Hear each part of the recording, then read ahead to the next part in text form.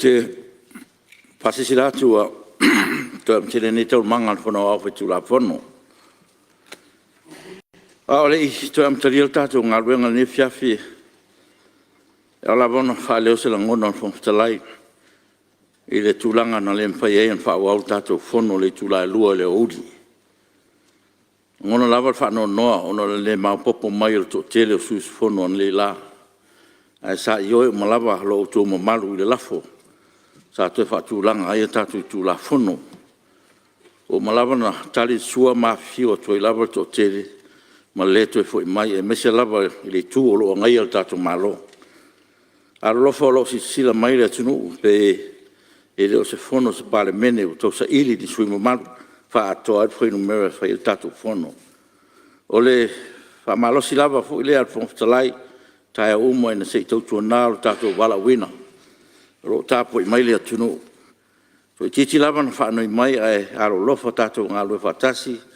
Manu ia tatu ngā luenga mau se ai o tapu inga Samoa.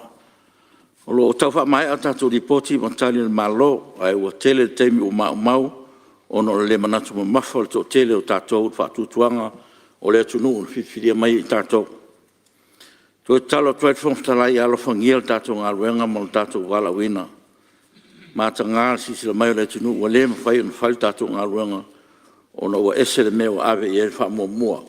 Tātou tai, tātou matai, tātou sui whiwhiria o tūmalo e whian fusi ao i eile atunu. Te tonu le aleto tu lai mai le ne whawhita au le lumnai. E whatati ese tau manga le tūlai tasi le ori wa mai sao noa le susfono mo ngā ngai whamaunga numero lua. Ia mau te tonu hoa sui muri le na e tātou whatulanganga. Ia o le me le tapalo fionga le te fono mo tali foi tau niso tau sala nga su malu parliament no fionga fo fetalai to lai mal falo ya malia lo fionga te fono se to tula no le te tai le tuangai e ona o li sui sa le im fai ona o mai le on tanga le uli ni sio tutongia e pe tai maua wa maua fa ni ngā runga le jo o toi to porta to fono ia pe tu langa le mo le toi vai malu no fionga ai o le nga ia o le au ino ta to nga luega ia o le to le te mara fa lalo ia o le ta wa fa manatu fo le vai lavan tu ole tu fo talai au fa lo atu ia e fautua tu e foi ma ia wal tatu nga iluma mo tatu nga luenga ia fa ftai o lewa sau no mai ia te tonua ia o le a fa pena na foi ma au nga me sa tu le mail ia son le la le urian le la tatu anga lumanai ia ma wal tatu walawina ia tu le mai lo fion te telefono mo le tal foi chau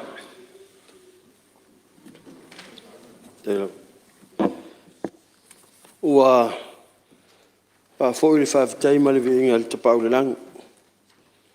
Pa foi ona te fa sopo mai lo to soi fua. O sta to wola ni te tu la le fiaf. Se la bala bo fionga le fa talai o lo. Fai me fa sili anga wale te ta inyo le fontanga al parliament.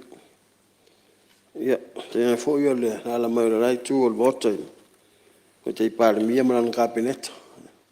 Sui mo lo umol parliament ma lo to ma lo no sa aftai fa pale le fa ngo fio fa va no fia ao ile te ino fontanga parliament ne foi vai tau ko ai o la wo fionga to no foi so ma to mai tau to atu po foi le me se te mo lo su tau sanga te wai ia le ese la ngona tele o le ngai lo tatou li poti la wa fionga le fonga fatalai e to as fulu male lua sui mamalu sa tu la ai mafa dia so la tu la ngona le nei li poti e fa mtanga luenga o fa peona au ili ma so ina nei komiti ma nei uma sui mamalu o le au te lenga o le lato saunoanga o le whaafitai.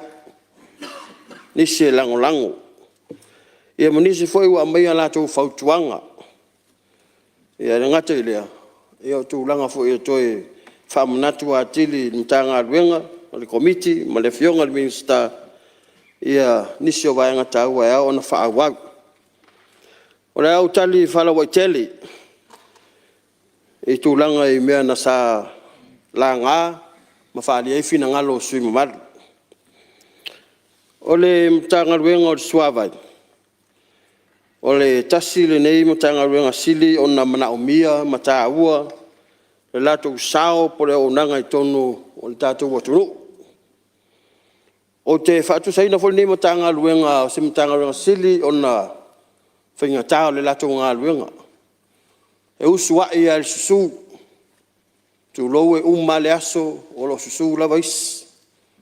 Pe awha pe le anga le tau, pe vili mai fo ini whaafi tau li tau suavai, ai alofa lava le matanga aluenga, ma lau whainga aluenga le usua. E susu mai le tai au se ia pa ia le fiafi, te mea maana vai. Lono winga, o ina e tau mai ai, o lo ngā lulu e puno wai pea, alo ma whanau tu lou o lato tu langa tau suafa, i le tau tuaina o sa mua mona tangata. O le whaafitai sili mtanga luenga, o le mawhai o na maili poti taitasi whaal tau sanga. Ina i mawhai o na susueina o le komiti wha parliament. Sei mai tau wina, le whaaluina o se leni, po o whaalu te tau, po o sa o le whaongaina, a wā fo ini lape mani whaafita auli, i le whaatinonga o le lātou fo i au nanga i le lātou pito la au. E ana tero la ngai tino sui, ia o lātou la ngā mai tūlanga tau ai tālafu. O le silfia la ua fionga le whongwhatalai. I le li poti whaal tau sanga mtanga ruenga. E tele si ai tālafu o lo ta oto i tono mtanga ruenga. Ai tālafu o pili sua vai e le tongia. O pili sua vai o ova male tai tous furuaso. Tai yonos furuaso. Ivas furuaso. Faso solo lava. O isi foi pili o sua vai. Ia o pili lava o sua vai am tanga luenga. Ia mapaanga masani ya le tanga luenga. O le tamo fai am tanga luenga ia o ina ia ne e talafu. E le se fainga o fie. O le tau mo fai fo i au ia wha mau popo ai tālafu a wale tupe maua mtanga ruenga. E vai alofa fo i alo mo whanau o lo a ngai tua e whaatino na ngā ruenga. E i whawhita au le sāti ai tu lo fo i niso lau whai ngā ruenga. E a ngai atu tua i le talawhea ngai ma whaawhei loa i nisi. A tau tipi atu le paipa. Wa te le piri ia awo mai talo sanga ia tu ule awa noa. Io nisi lava, io wo mai tau mawhai tau a whai na ele au whai ngā ruenga. Ia peu tau whai le maso i nisi taimi. A o nei inga whaafi tau li uma. O loo iai lava le whaato whala inga mta ngā ruenga. E whaafoe ai tūnanga uma i le whaatinonga o lātou tiute. O leo te lenga o ai tā lafu i le tausanga whale tupe lua orua tasi lua orua.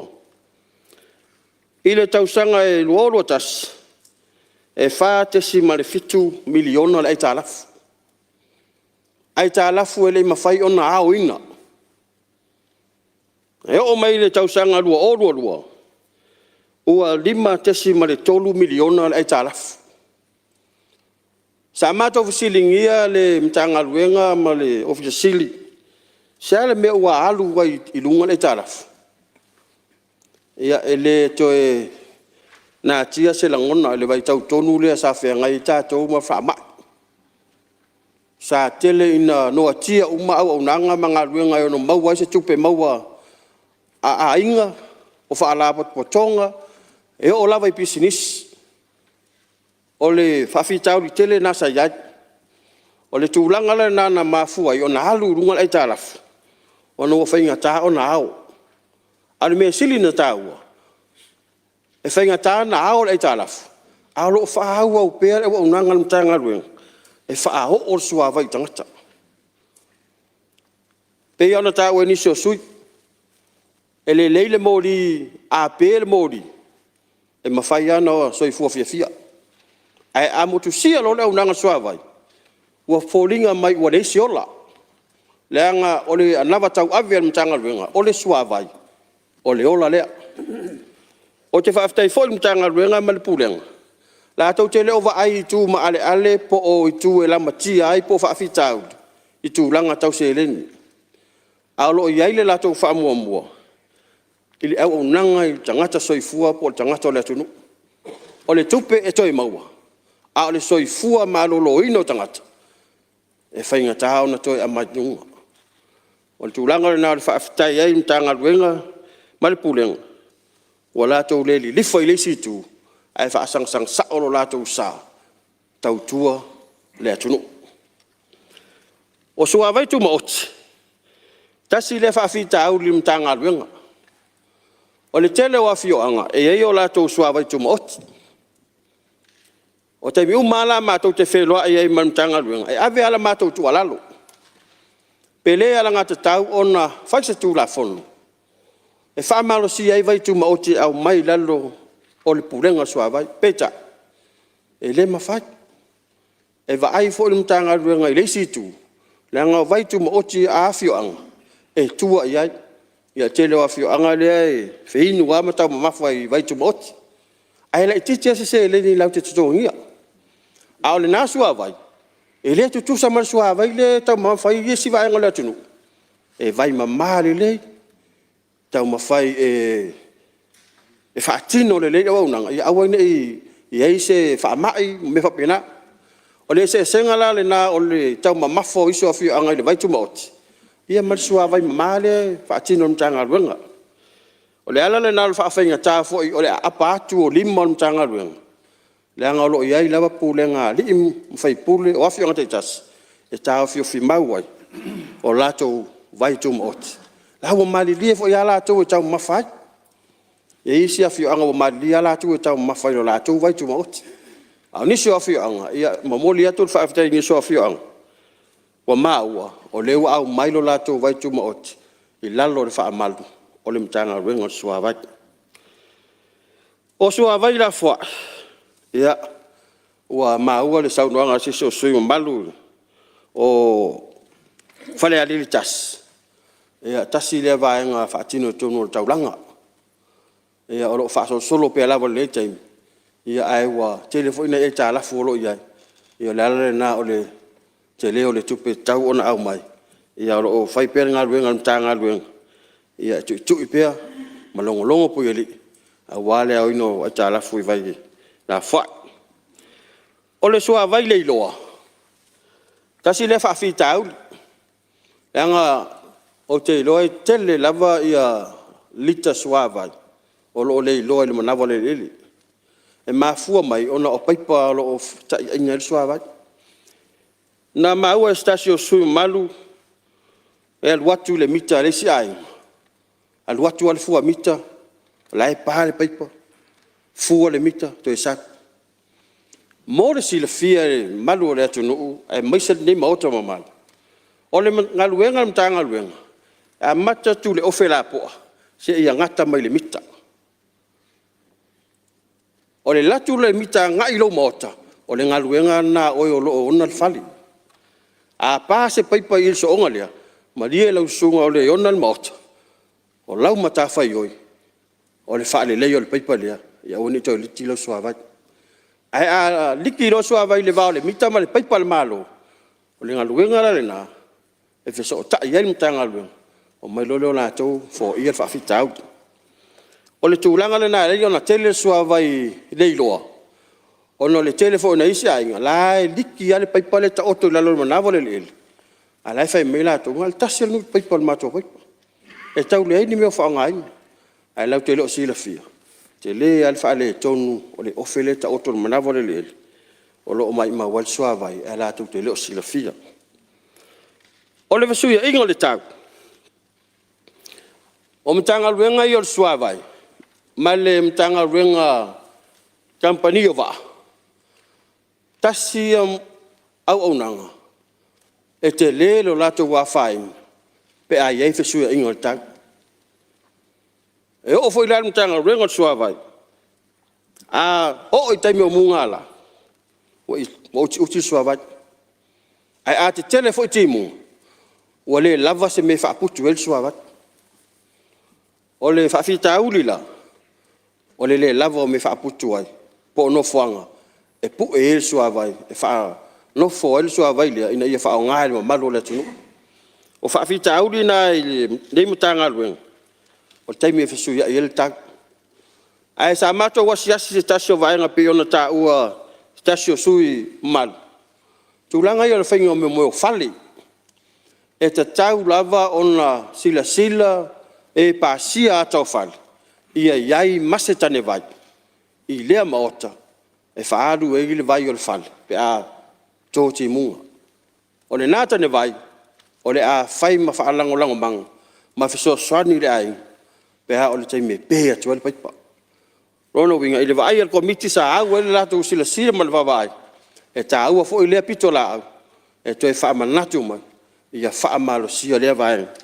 O le iai o tane vai. I so se maota pe a fuafuaina e whai. O le ofisa i vai tele pe ona ta aua iso sui mamadu. Ua watu le matou wautuanga le malo. E a whaafitai fo i le malo ma le tali mai. Ona le vai ma le sila mamau komiti. E le o toi lava pe te le se no fuanga o lo ia nei le ofisa. A le tele o mtanga luenga. Ta vale o loli o mea umalavu. E te tau ona iei seisi ofisa. E a ngai umai ma whaamautu wai a seta ma mea tō tino o mtanga luenga.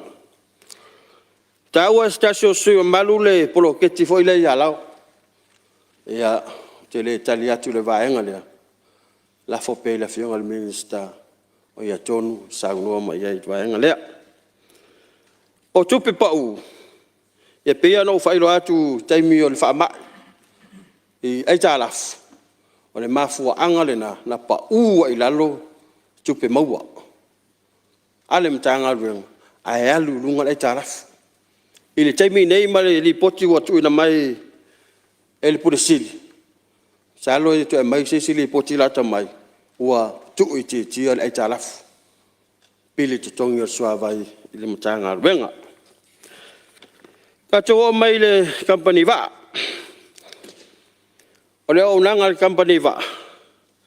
O se au nanga sili na taua i le va o motu. E le te va uma le atunu. Sea nisi o tangata sea malanga sava. Pena hoi sava. Ai malanga mai. Tātou tutuila ia tātou. Ala o nanga nei mutanga luenga. O nei company. E timu pe la matangi pe a wha po le are to inga tau. Tau te sila tu lava. E alu lava lava. E i foi taimi e langona e komiti. Ua sa ili tatu watunu. I le company va. Ua le alu le va. Ua le anga le va. Ua wha le tonu le va. Me va pena. Ai o le manatu ma le finangalo le komiti. Ma tau te tu wa lalo pea. I le pole sili ma mtanga luenga. Ia loto te tele pea e tau tua le atunu. E pe o va ai e le va o sala fai sale longa mul fanua. Tau e nisi o sui le va ala e tua i o le Samu Express. Ia o leua maua ua whaatau e stasi o company le va alea. Ia maua maise au te lenga i le fionga i le minsta. O le tūlanga fo i le va o mul fanua ma sale longa i le va alea ta ua i le. Ia ngai va fou lea. Ia. Ia wa fionga mi stai. Nga tu te saunoa mai ai. Lea ngai le i o mai rumal komiti lea va. O le wa nginga ngei le. Motofono. Ma nginga solo i talo le ea. Ia ai le mai se li poti al komiti. Pontanga luenga lea va. O le lisi o le va lea sa ta ua le sui o si umu. Le va lea o le foto sa mo lua. Sa fisiringi ai le purenga. Ma sau noa mai ai. O lo lisi atu i le au siliva. Tasil tau sanga. E lisi ai. Sa au le so engal komiti tūlanga o le maintenance. O tau singa va. I le vai al komiti. Ne i le anga mai le va le mea tau tino ale maa loi tutuila. O le ala at whainga. Ia ua whaero manino. O mea la ai tio le va e fea ngai ma le ainga le tausinga. Ai a wha le tonu roa le afi se tulo ia fo i mai lo le company e wha le lia. Ia o le tari na le tatou wa le na. Ia leu te loa sa il te mina tu ai te mtautu. Ai pe ia lau toi fo. Ia rono winga wa umonta toi fo ia le wha fitau. Sa ngai mai le wa ia tatou. Nta ua stasio sui company va a fai mai toru company va. Ia o le upomoni. Na le lua company va ale ngai mai la to li poti fa tau sanga ni komiti. Na o le company va Samoa. Mal au nanga va Samoa. A company va ale fa pe mai o le pifala. E fa malu atu sui. Ele o mai mato komiti. Se le poti fa tau sanga. Le ala fo na mato le va tu na company. Ne se me la mato lote ai fua. Au nanga na company ai le lalo le mato komiti. Ia ole tulanga o tanga ole company o. Au nanga va Samoa. Ua ta ua ile stasio si fai pule. Fa pe mai tal sanga se tato va aloa. Falia foi isi sui mamalu e ile se matafa yo ile ale au nanga va e fa tau se va ai sa fa ai lo mai le pure sili le vai taimi tonu wadia le sa yeli potilia ua va ai mamao le au nanga va ise va teli o inana fa tupu manatu komiti ave loa se fautuanga ile malo pe le wanga ala ngatau ona se sila silan ile va ale pe yol tato va fo del forum ai le fa pe o matu no fo no komiti matu fa malo sia lei o va inga mamao po va inga taula ai ale foi por sili sai na time wa ana le wese por sili le longo inga wa taula tel va tele le Na vionga fonga ya pe yol tulanga le na le tau fa ai lo to le va inga le Mali alo pionga le te fono se tu no sui fola tot. Taftai al ton hose i ta mafosina vai al vionga le telefono malo ai ele tali mai ni sofisidi a ole wo tonu le mele va ngale ole mena lai ona langa le pifala ia malena o fo yele va fo le tau fo e mai sa ngol malo a tas ele o no winga fam tala o la ye tato va ala o lo ele fa pele o yai la le na tala no tuai ia PSA o to e tilo ia mai sisi va ala ile va ia sai ho inicia tamali i longo tato tunu sa tamu fai business la valia sa fai la to va container ships ia ele umi e tu ela le awai e fofua tato atina i mea le nga afe o lau ia le tina e lau fai lisi tu tino malo ia ele nga ono te tilo lisi tu tino malo so ila to ta fai yoi nga tai le afe o lenta fai mo mo nisi fai business ia e fai ngofia ele to nga luenga mal fa la lava aftai Ia o fa sa o tempe tu le mai sui sot pete. Mal fa sa o ina tai miele. Yong te telefon. Nei sa le na ot fa la ve tai mi la ngai. Le sui la ngai e imta ku no la ngai la. Le wa o ye ile. Ia sa na ngai te telefon no.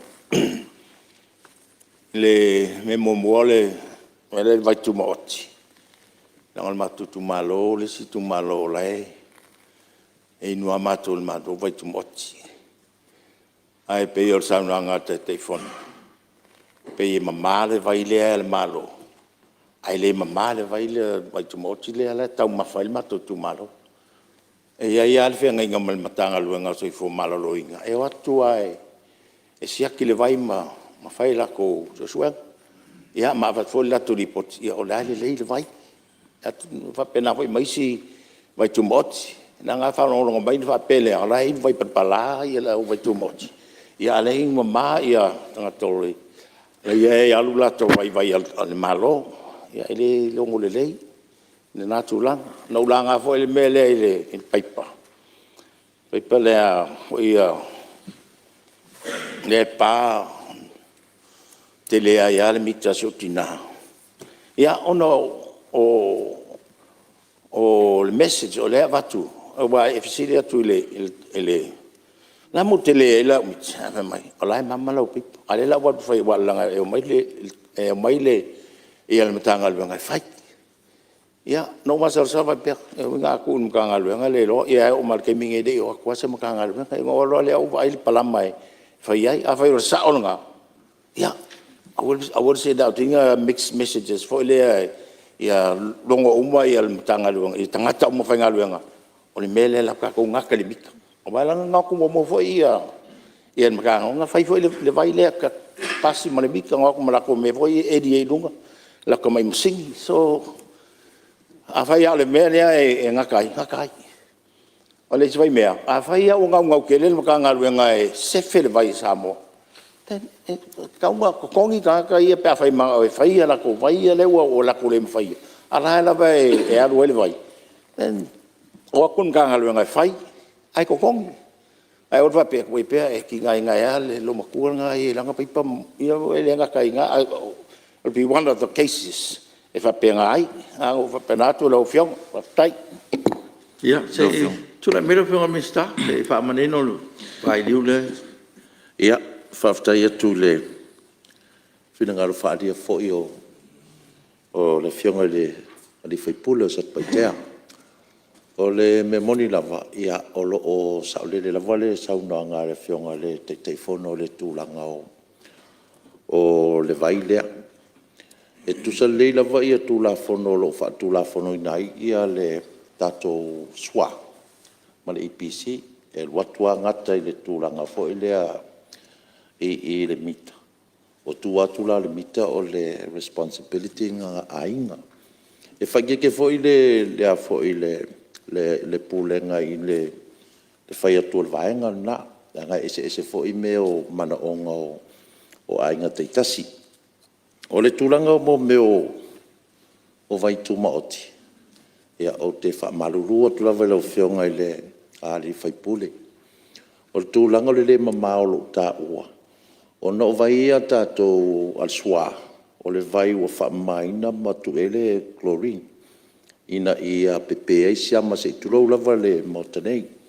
Ia e pe o tātou vai tūmaoti. Ia pe inga le kafe mai lava aduroi o kongo o ngā paipa, ia ma wha o ngā malo le tutu. E pe o le kūlanga fo ngā wau ko ke le fo ingisi o a whio anga malalwhanga. O le ua au mai le lato sanga e tu ina mai e le vai mama. E ia lato vai. Ia pe o le tūlanga nā lau whionga li whaipule. Ia o le soifua malolo ina lava, ia le tūlanga tātou te wha mafa o nolo wha o ngā ina.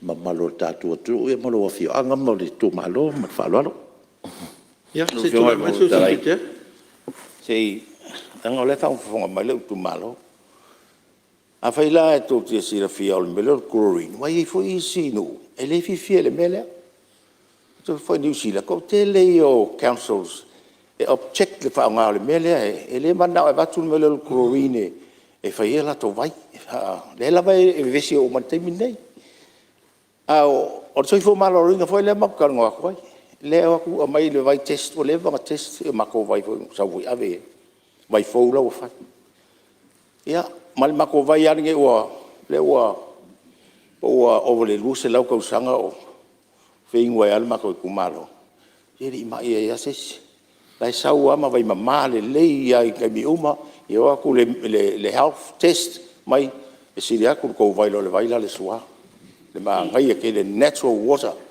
yo lo o fiona la ngale pe e se la me ke popole o ngai yo o le makwa sa pai teatro fa fo mai au angi America ko vai la lo le malo siria kwal me nga ko ke ia tai ia malo ia lo fiona fo tu la mai no mista ia le la ua fai de falinga le ala fiona le fai pole lo tu malo o le mai la lo le tato swa mal tato malo ia i foi o le fai also i fu malo lo ina ia oni tupe maua foi ia wale fengo o awala lo to malo ia malei sia mau mea longo winga le mai ia no foi nothing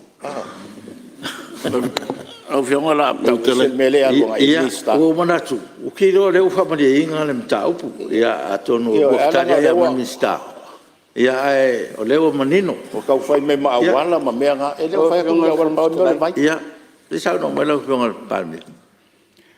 Kura e pela sipa ese el tatum tau. Vale. Mau atu sau noanga le teitai fono. O le fatal noina. Pe o se whainga whaavai. Pe amai uma ia vai I lalo le pūrenga o sua vai. Pe o se fatal noanga le whai. A o le taimiri nei. O le ai alu me lua. O le whainga whaavai na le solo ai. Ia te ula lau whionga I le whangufitalai. Awa o le matawhai oi nā le malo, o le vaai le whainga whawai. Le lai e au ngā I le sāu noa mai o sui. Pe mana o e mai uma vai. I lalo le pūle ngā sua vai. Pe o le rei ale mele e nei. O le whiriwhiri o le tumaropo nu. E tau awe pela tau sua vai. Pe o le mele nā te ua sala ese le tato mtau, po le tau pue atu. Po when meo ta oto e whina ngaro le mauta e bawa e tato whenga whawai, ai mai sel tūlanga o lo e te mil nei. Ia, o leo sau no manino le palmia. Ia, te tonu hoi u whamani ina ia. Me sa lua fitu whai ai. Tulai mai lau whionga le. Te tulai mai sui whala li numati. Ia, waftai, lau whionga mo lewa noa, te tonu e. Tai fwoi le whionga te te whono, ta uol vaenga, langal vaenga tonu ale le sau la ngai. Ia e, so tai fwoi mal sau nanga le whionga minsta. Le au mai le o vai lalo le. O lalo le malo. E ile nu al matu, I tu malo e te lele so solo iai. Ia na io e umata maa le nātei, au mai lalo le malo. O le teimile nei, awhalo nu ua, tipi paipa. Tono o le whiaulo tau atu. Ia e au ngale mai lalo le malo, au le mea ngonga olo iai. O le mita, ia e le mwhaina alo fia fuli te tongi. Lona winga, e le sao whanga uma nu umawhia anga I ngā luenga ma se neni mo. E te tongi ai, ia pili o vai pāo ina mita. Ai te lela wanoa e watu ai lalo le malo. Ina ia vai mama. Pe a whailani malienga tala whengai. Pe on sau noi le whengai palmia. Pe on whaiwhainga whawai e tala whengai. Walo I mulmawina voi. Amata whai ana nga eisin ue atia e ama. Whai filters ma whai mama ma mea uma. A lato unu ma whiaonga. Ono le unga letasi. E le te tongia. Pe o la nganga la le tau reisa tuai. Ia ono o le te tongia. Ai te tongi pe amata o nā mai lalo malo. Mananga whalo. Ia, tulai mai lau whionga te telefon. Tai mo le awa noa te tali atua ni so sili wala ngā. Na tō lewa tali fo le whionga le minsta te lo vaenga sa fsili nge ni so sui mamalu. Tau whaapura mai fo e le whionga le pārmia. Ia o le nau ta inga lava na o lo iai. E le mawhai e le malo po mtanga luenga. O na whaamalo sia vai tu ma o te a whionga tai tasi. E whai lava de malienga au tasi a le mwhai puli. Le la tau filifilinga au tasi. Pe mana na oe mai ilalo le whaamalu o mtanga luenga. Pe whaonga lava ia la tau fo imeto tia pe o na ta ua fo i suyo sa tupaitea. Wasili atu no maa la tau suavai. Na ilo le suavai. Ia, ia le li o lo fai lava on tau mafa. Ia ma whaawau ai pele so I fua malolo ina tangata lau tele. O le tūlanga fo I lea ua la ngā mai le sui malu o whaleata e winga I le waa. Ia, o lea o te whaamauma wina I lalo. E le eise vaenga na sau no e sui le waa tele le o le wholum. Pauala na whautuang. O na o le yo atu e ila utala. Na ia sau no whaapea. Wa mix up lo na fina ngalo mo na mau fauingo company va au na ngava na ia sau lo te famawin tau na isi ngo ai faingo ina ISS ia le la te famawin ia ol met patino na pol mata fa yo ina malo fili la to pe isi ngo ese mai lia na pe eu fe ata to wa tau fi krosia e solo pol company va pol na ngava a tu langa va ia le wa sau no mai le minsta ia palau tele ilona taime sau no ai pe atali le malo ole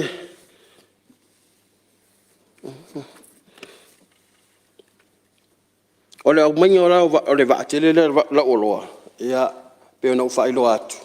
O ni mafau faunga po ni vai mamao ale pulisili saya. Ia le fa fonga ma le pulisili saya. Ia le pe o fai atu ana le fai puli.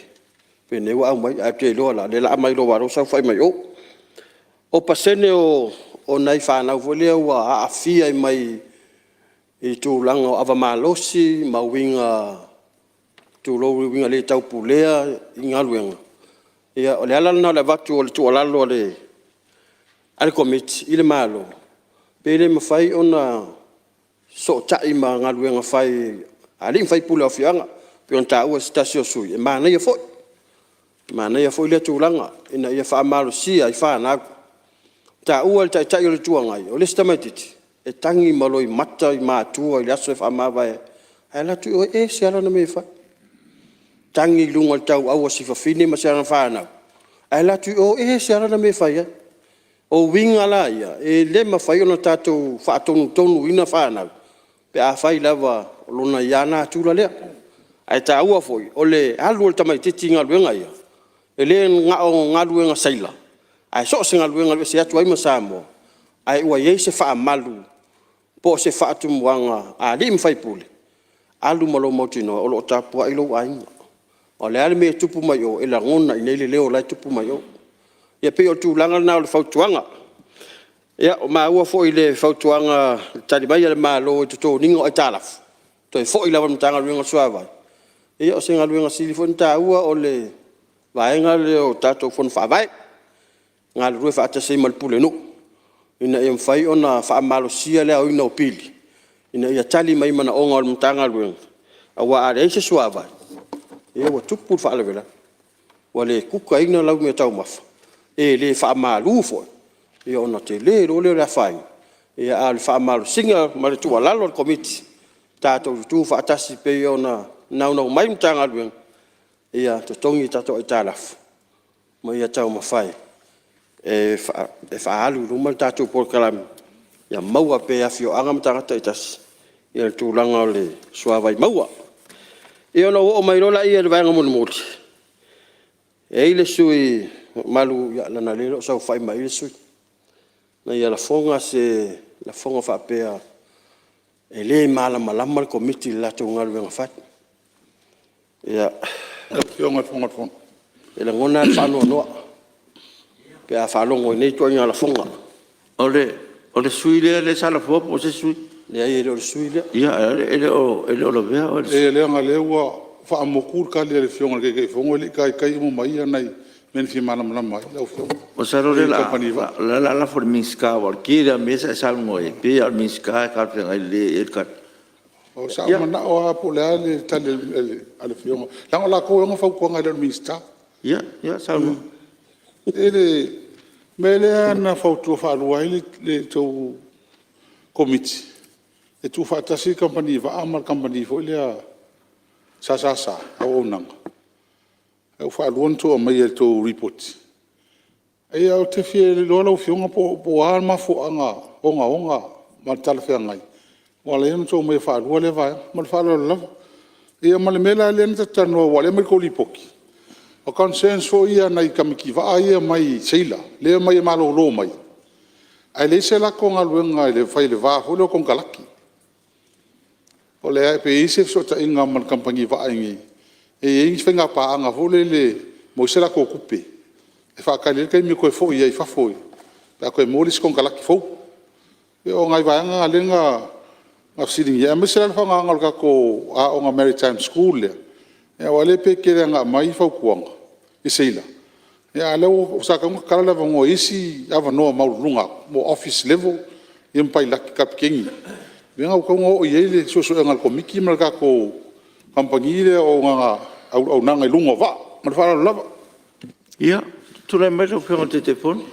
ia fa aftai ta wo vole me lo au la via e mai me fasilifo e ta tau fa pe tali tu fa pe lo sa uni ta telefone ole tulanga na laina matu to e fa manatu ole tulanga fa le ole au fa ingo au fa inga luenga pe fa ingo tu la se fa maluetas o nga ele to tele sa fa inga luenga le una ngova ai ape atu fa tasi ia tasi fa amat ale woto e malta e le mfaila ia le foi na e fa fonga tu ia wata dia committee le woto e malta ia te lo wa mali fo lo fina lo natal o tulanga ile leo saila leo mai wale ni ngalwenga sa mato tu alalo se fainga foi lea wa motu male taula fa na wale singa lo mai lo leo wa tasi le fa fitau le ina maua tu pulanga fa fitau le foi lea o le fa saina maliwana o le aisa o sa fa afia fa fitau li e moli mau mai mtanga luenga o leo alu os fa inga e pena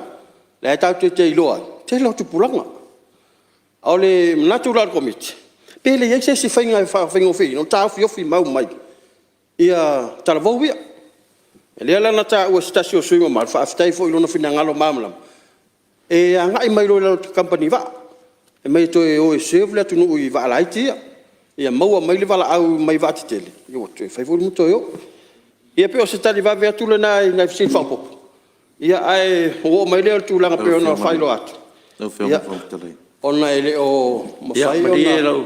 Fionga te telefono se i kukula ngona minska. ia fa malu lo tu la vale fionga te fono male ele ale lo o tu vaenga le manu le wa ye le lunga nganga le turanga mtau pule ile tu fatsinga la vai o sasasi ma Salmon Shipping Corporation ma le Salmon Shipping Services e fangata la va on fatino turanga le ona la mata fai o ye ese maula e le turanga fo o tu la fono lo fa tu la fono nai e fai asi ese o le Salmon Shipping Corporation e pe di diffale la tonga ruenga la lo le IMO the International Maritime Organization de la to fatu la fono nai ma regulate la ko ngalwenga pio se ala fa penga ngai e sa silsila foi tatu fa nga malo te wai ele o talafenga i lava o le tulanga le mai ai o le sa nga le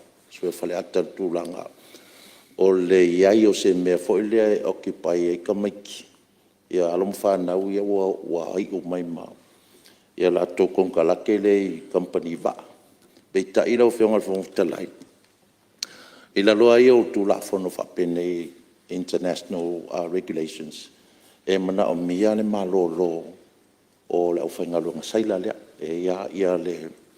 ia le taimi fo ile fa to pe lu to lu masina malolo ia to fo la ia la tonga renga masani pe o si tau fa pulpula tu le malang fa lo Alo, aftai.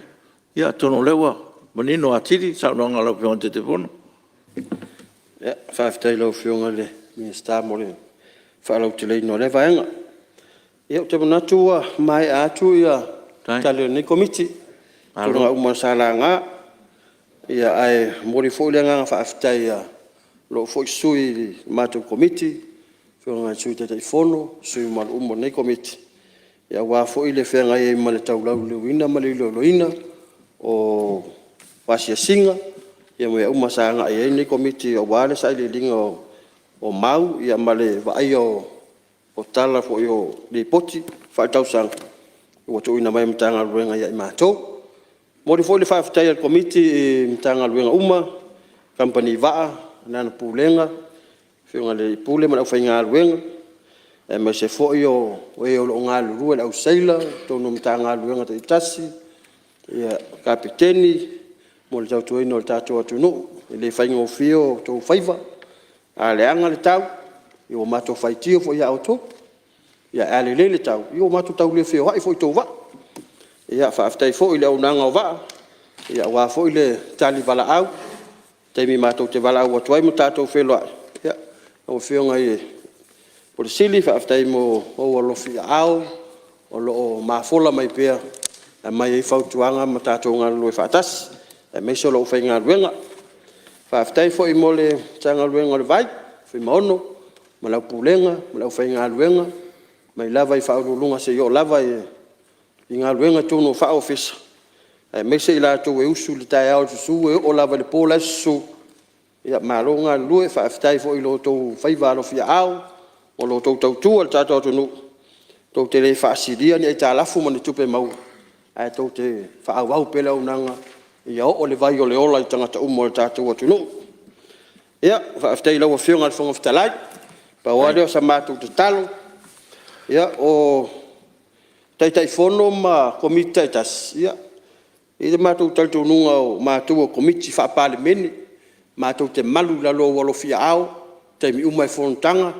Mātou te whai mea whaalongo i lau whiunga le whailau tusi.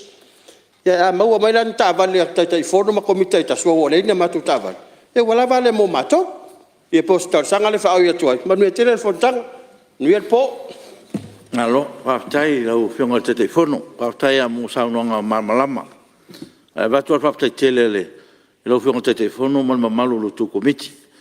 O le ai mai tau atu ia. O le lava saini uma lo tu komiti. Le ngore e sui wai monga numero tasi le masaini wha manga kumai. Ia whafkai o le saini uma lo tu komiti. Pafo le komiti na o le tali ina le o whaalu isa wai. Na o tu komiti. E le ma popo mai tau ripoti. Nga len sa ngoa kai le tuanga la o le nkupe le ai makua kala kwa kupe mo ka komiti anga ko komiki ale nga o le talia le malanga kas ya o komiki uma le sa kala uma kwa fa kai mo ko nga ruenga ma lo ale nga lue se tu le melo fenga mista ya fafte tu lo fenga le fong talai o te manatu la whaalongolongo ma le mai tau fo el mauta. Ia, o le ia se vai panoa e le o ia le saunga ngā le matango fia saunga ngā le taitai whono ma lato komiti ma lata penanga. Mo le tuai le whaaftai tele o le whakaulongi o la wia uma le kongo le komiki ngai. Me sa le sue vai maunga. Ia, ai nao ni vaenga le kai kasia ia o pulenga ia le sa o fio o ia se fa popo atu ono fa pi sa no anga le fio nga le tai fono o le tulanga le o a mionga ia alo ma fa na o tulai mai le pe o tele ni se to tuli mai ia o le ava malos o le pomoni lava le mfainta o fia ia le ava malos i lungo nga ruenga nei ona e fuli fo ila to e whaatau le awa malo si lunga waa ia ara e malanga waa ia pe fia masinga o malangai. O se tulanga whaingatana ia tatou. Ile tulanga fo ile motu atu maltaula ia aloma whanau ia lato ngā ruenga. Ia e mai taula vai taitai o malo e ave lava le tua lalo ma tulanga whapena ele ngata fo e taitai o malo o palmia ma minsta ia fa pena fo i tulanga o pole fatonu e le ma faina tu ua ia le tulanga o le timai ia mal fa fo tua ia lo mfana ia o me moni la vala o fionga fo talai e ma tu ha lava le o oina o alo mfana nei le ni esil me lo fatino la to a o onga ia ai me vo lava tu langa fo ilea e mita vale le sistemi ai ngalo ia i fana po o isi ele o la to e lava ia e o lo faia na mio e ngalo ai wa fai nai ia fai nga business ia tato malo ta wala sa mo shipping services ia ma company le e anga ia fa fai nga ruenga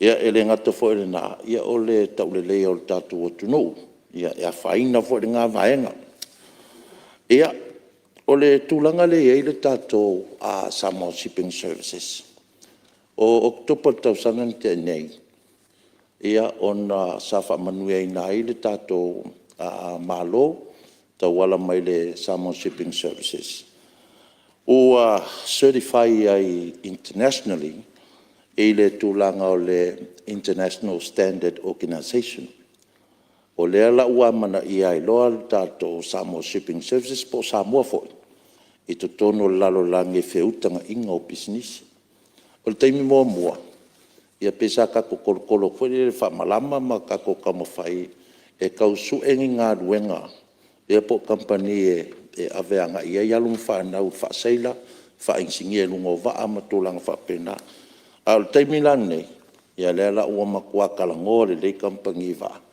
ia mal tato malo ta wala Samoa Shipping Services ia le wa fa faingo fia fo i feutanga inga ia matulanga uma. Ia le si vaenga lea o salanga mai fo ia nisi o sui. I le tūlanga i le Maritime School.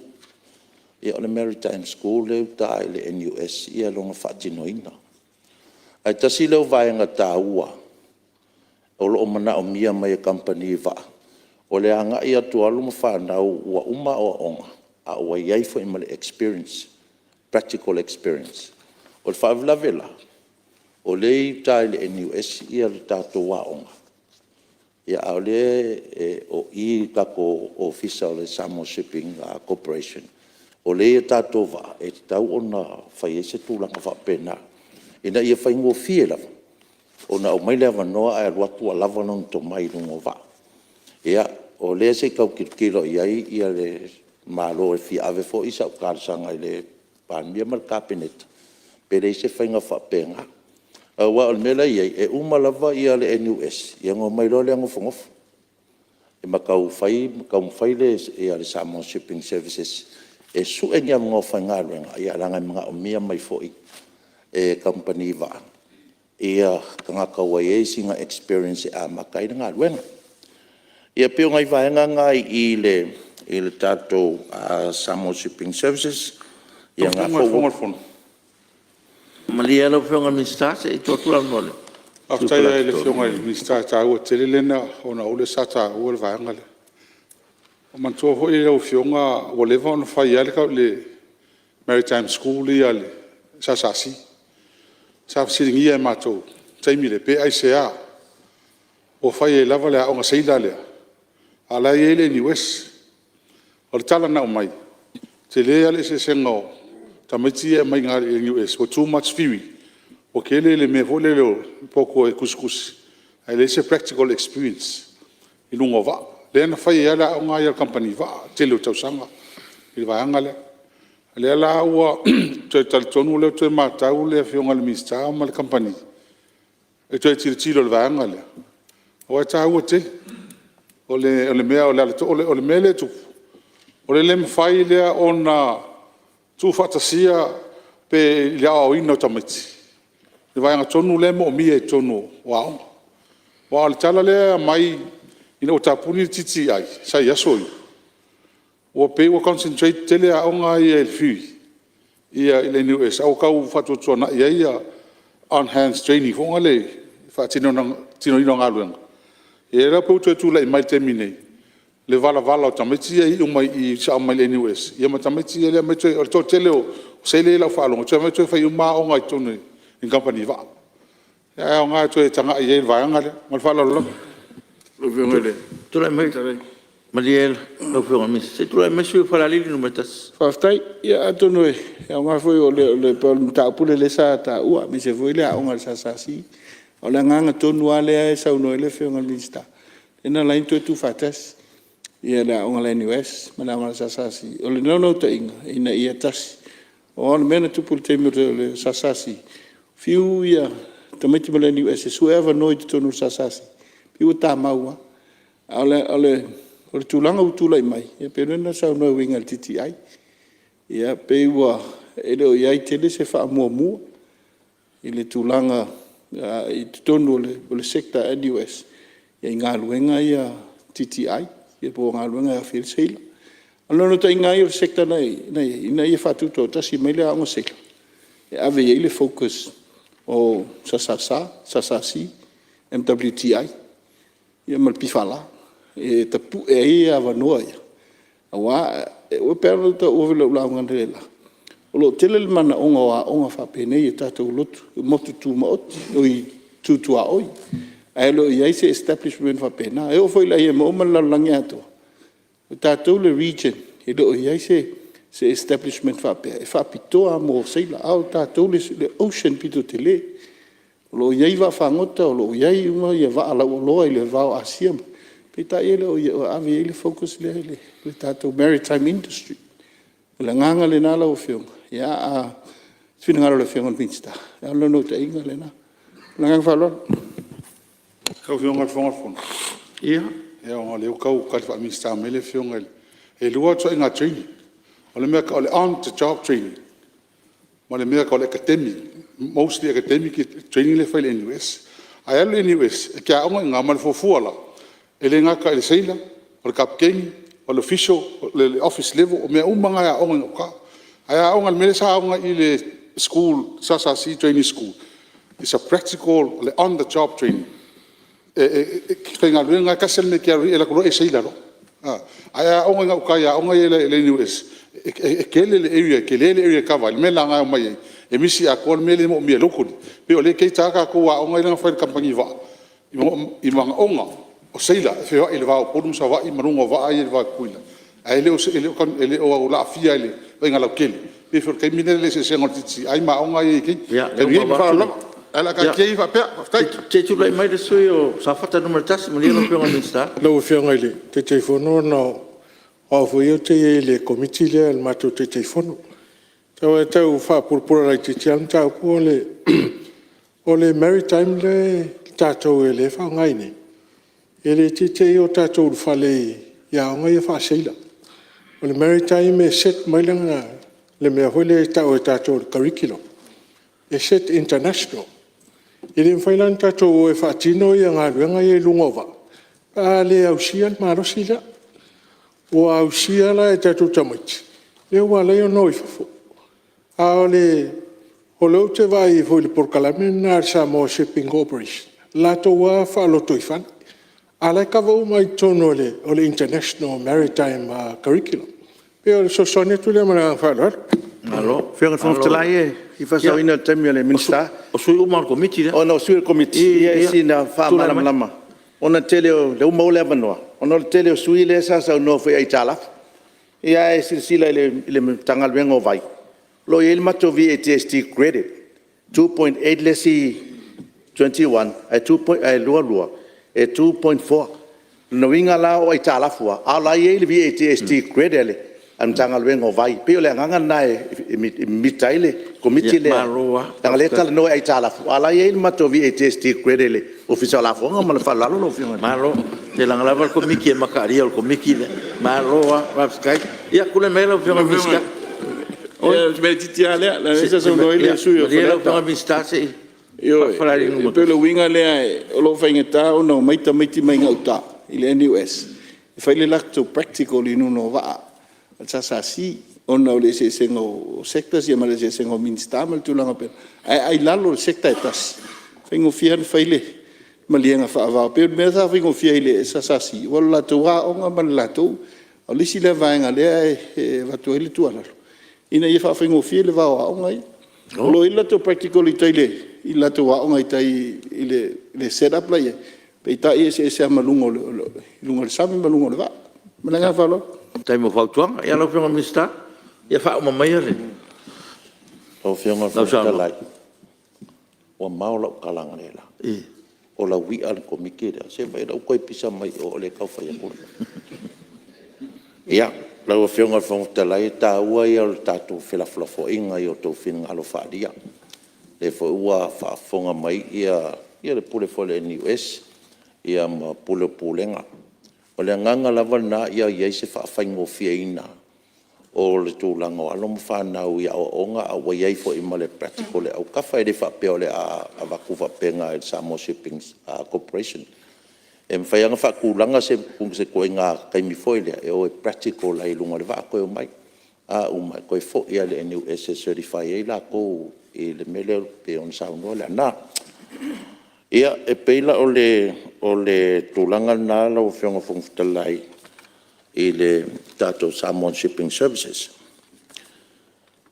O le tūlanga i le kako pūlengo suawai, ia e luanga i mea o koe fia kalango e fia pai ai o ngā le sa au mai e le whionga te whono i te au le a lao te, le mea lava le polo keki le ngai ai, ia mo le sir fia langa ngā saunua te o le tuanga i wa tau fia, le tau fia.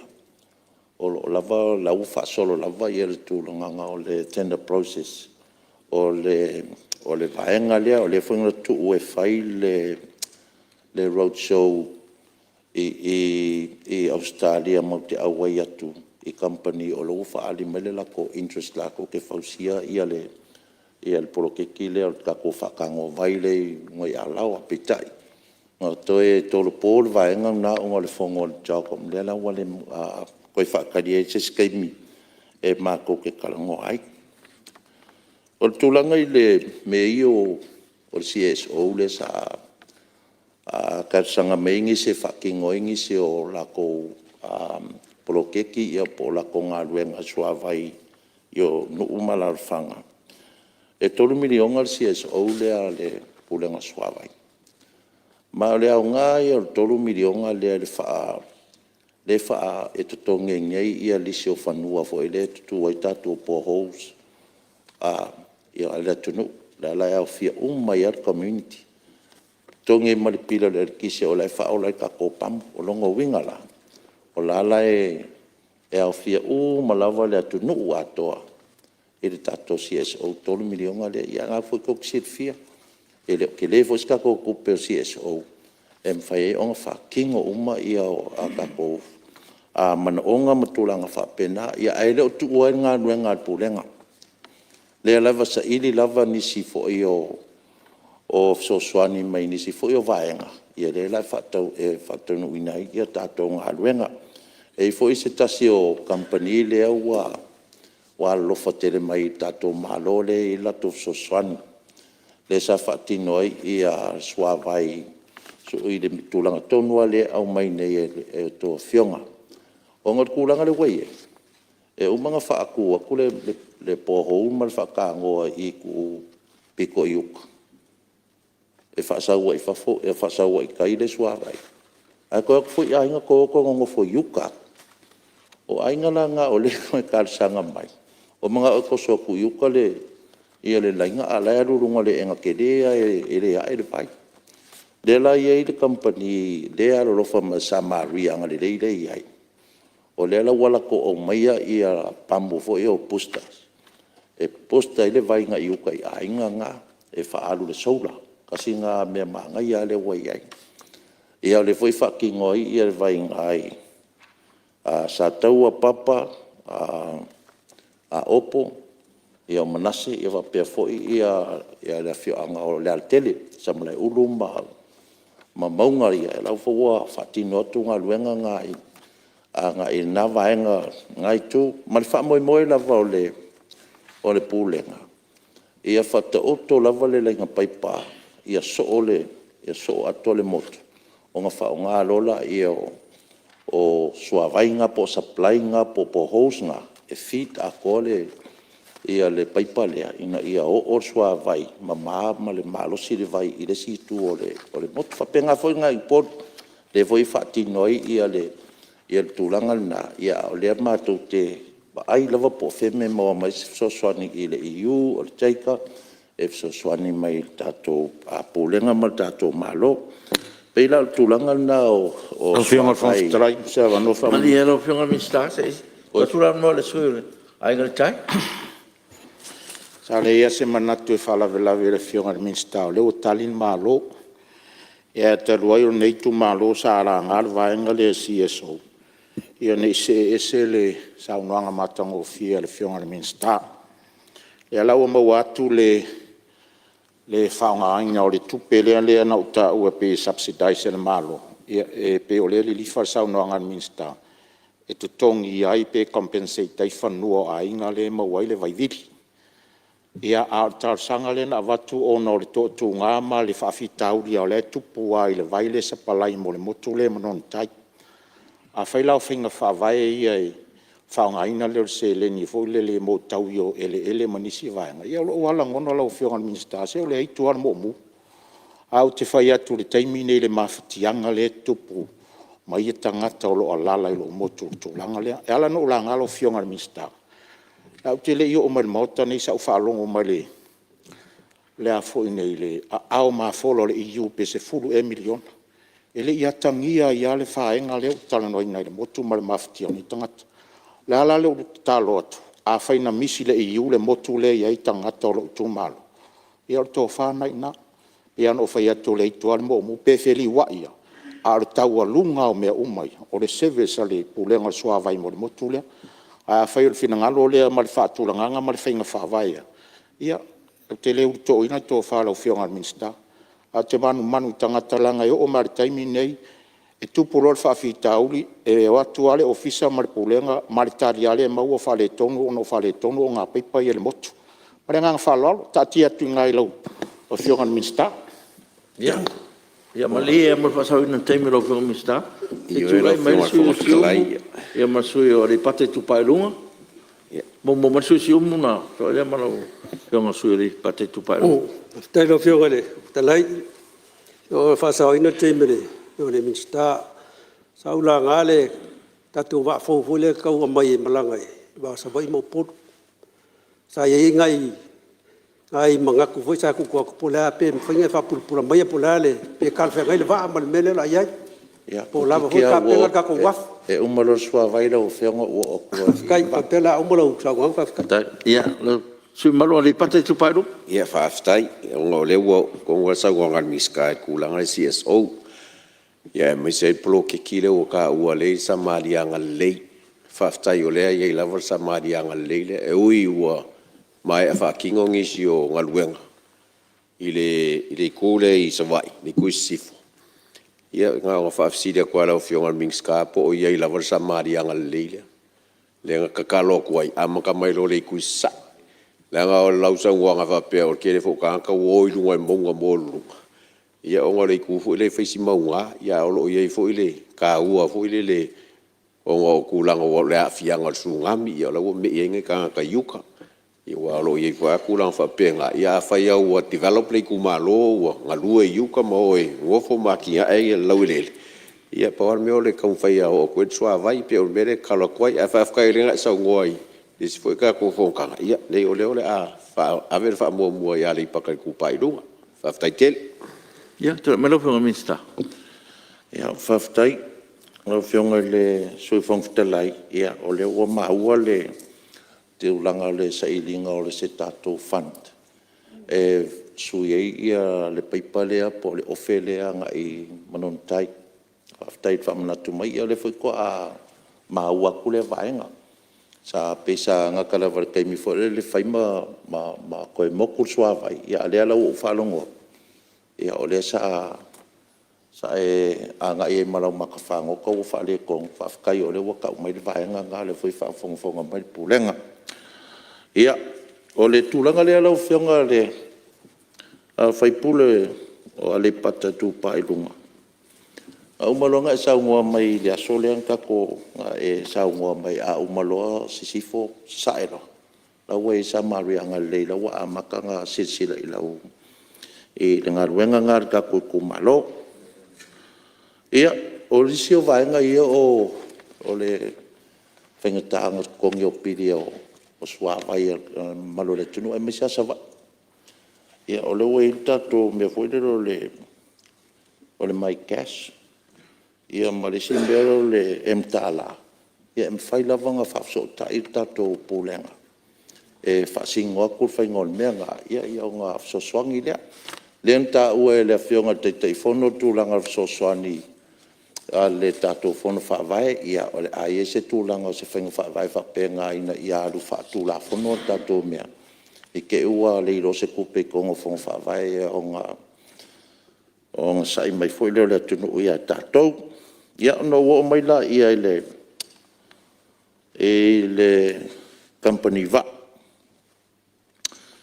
ia o le sa no le tote le la vai to langa ka ko company va ala o amaka kuia le va fo le o ka o le va nga o la fasi sinenga nga fai nga pasia le mato malanga tu le va e Australia va ai se va ma kele yo fa ka mai se va o le la wa ku le pepa ilu mole Whionga pa mia mal kapenet pasi mai loa le mai ngor va ia au ka kongu lava ele ya ma se sui fai pula ka komo kele sala fai le fia manga mia va le a le va ngai sa ma kwai do ilo le e insingia mar kampangi va se va kala Whionga ai le ia marka ko o ngasan o le va leng ka ua kai ka yo le ku ngai leng ko ka ofi fa si mo wala lo le va ngo fa makala uma mai ia ke o le e kampangi va at kulanga nga o le va le au mai e mo lunga le va e fe kau i le mar kulanga o ngadu fo ie po le famika ia fare lima o ia ka koupe e kodua mika ia ka ofita ko ka pungika ko alava o le va le fe kau le leila ma le va fo i lea o langa au mai ko inga va lea e staple le leila ngalu e le lola pe o ko inga me ia ka o tapo house au single house me ia au mai i va ia au mai le mai apang ia ele o ila kulanga e lola lava kulanga o pe amakangi po se me fa penga au le va ia si kulanga le nga fa singia la le sui fai pure si omu pe le o se va a ilungo vai kafe va le la o feonga fong talai ingo mako ka ngu ui Adelaide ia o le va ai fa lua ilungo lo ngasa mako o i fo ila ile mako o makiki e me fa kai kai va ia e fa malulu e ke u fa se inga fa fong fong ala tunu fa kai wa mai le ia le fa sili le anga o kalanga sa fa longo longo ia o le va le fa ka wa mai lungo se vai ka fe fa ka mai o ngasa ia va le ma o lo fa o nga fo i fe malanga inga le la pase se fo ia le va le pe ka yo la wa a fa pelo e fa maria inga pa mia mal ka pene te tulanga le ia o nga fai lola ia le service a ko o mai le va le ka fa o nga inga o le le vau sa va ima ma mul fanua ta ua fo i le silen ko fa fo in me ngai ai le nga i lalo umai ia wafu ma va i le Samoa Shipping Corporation ia ta ko ki lo nga ma vai kai mi le ai ma se me fo le o ngol ko ai mi sa fo yo nga pu le nga lu su e po si fio nga me ai nga ua vai le le ma fa ma oki ma ka fa yo o ke le ka fa ma kala ko nga ko sila ia i le yong fa kingo wa lu lava ia le pulenga ia fa kingo la ia ma ka fa yo o ma o ka o le ku la ngal ma nga yo ka ko wafu ia fa penga fo i va o le kulanga o va le wai e se fo i va le nga ka ko kam fa ia o se va sa i le kulanga fo i le o ngai ka makua o le au fai pisingisi fa ale ka ka ngoi le ngo ko fisiri mai ai o le sika ko va ale au mai su ye ka ko fotu le nga siringia fo ia o ta ko fotu ku ai le ia le sa siringia kulanga ngai le lisi ma me umala sa i lo fo ka ko komiti fa fo e tulanga le ma mai fa ku ngai ke au i kulanga le la ma fo e onglisi e condition so ia ma ko kunga o le disilia e kongi u malava le kampangi le o disia le va le au va kap king e o maintenance o repairs e kongi u malako male fainga o male ko kunga e le lo ke a se sing ia va le e ko mai le ia ngai e fa king o ka ko ia le kulanga nga pe la o le vaenga nga o le o ke kalango kwai i fa mangingo akili kwai ia le singo le vale ole me o mongi lava o ka ko laki e le fa selingi o mai ale va ia ia fa fonga mai e wa nga va kwele va au ko sala mole va ko le va alis la nga ko va nga o fa le kele ia fa le ko ngai ai ole va le sai i mo fangua ole va nga le sa fa sala la sa tenda ia mamalo ai ia se kasio kampangi logo ka ko o le menga mga o fa kingo le e failanga pisingisi o sa we elia ngongi ia le ngongi le vaanga ili ma fainga ko e fa la pase se le vaalia o ngai ai lava ka ko surveys e survey ai po le ale kulanga o le va ka ngai ai pe ko e fa la pase ia po le avelo e fango e va ale sa la nga mai o fango o le vaanga sa ka ku waku o ka ko maritime school e fai ia la ko o ngai ia le karia a fai ro le karia ia nga velo le fango ko vale ai kasin nga vaenga ka ua anga whaapea o le i lalo le sa po le Samoa Shipping Services le aonga. Ke le ia la ngā vaanga ia i loa ka maiki. Le vaenga ma le vaenga kukongo le vaa ia la ko a onga. Ia, o le kulanga o sala ngā mai le sketcho ka ko vaa fo i. Ia, e o loi ka ko waso pisi. Tese sketcho e whaia. Alu wha solo a koa loka ko vaa peifo i aong ko mo mawinga. Ia kai mio a Sofia Fia ki si masi. Ia o vaa muli ngā usa va i o ka le iwa le po. Ia, pe o kulanga ngangi, o le wha maria inga la vol ma malo ka koa kungu. Ma le si fo i mako kula fongo le wei. Wasas ka ngaka moi lunga le wafu. O longa winga, e adu ale vae ave uma ia ma malo le tunu. E ka ungu ur mea o lo fia nga i eisa. Wa ima le anga i mai fo i ngai uporu. Ia, pe o ngai mea nga oi kasi ale maka upule sa langa mai ele. Le fionga. E le sui taitai. O le reitsa moa le whapea nga au mai ele seila. Ia o wha malurua kula o fionga sui ka i ka i ma le malon maota. O le co-captain le nga sau ele wa. O nga wai le whale kongu fo i le i kapkeng. Ia ma o le kulanga o kangaka ngā. Ia o lava lako silfia. Ia wakula le authority i kako maritime, kako ministry. Ia wakua i ngā le whakanganga. Pea whapea ua i se whale kongu. Ia mea fo i o le alu alu wake uosu se ma i kapkeng. O le mafuanga la ngā ia i ele co-captain. Ngā ke whaua i a kulanga o whemalanga inga ngā. Ia pe o le karia kulela o whionga le... O whionga le whawhektalai e. Ia. O ngā rama tau pue, tau a tele. Tau whionga le. O rama e a whai e... E alau sau noa mingstar, a whai e sao. O no winga ngā i tonu lava i le tau safety. E lunga le vasa. Ma fuanga na la ngā ina tau pu ai... O le moli poti e pēna. A pena whaasala umala ua. A whai la o le captain ma kou captain ai whaasala. Nara mafua anga whaasala. O fisiri na. Ia, se i tūrai mai loko o mista. I le kulanga rawe sao, ngā whaasala. Ai o le kulanga ngā whaasala ai, e le i awakua se authority ale kako ministry. I le mea ngā, o le kulanga ia o le kapkengi ma le co-captain. E o la ua ua qualify uma la ke avea le waa. Pa ua ngā le mea ngā misi a la ua. E le awakua se authority al kako Ministry of Works ma le transport. Ma le whaaloalo. Whafkaikele lava i lau whionga teitei whono mo le kako lipoki. Whaftai lau whionga le. Ia, maro.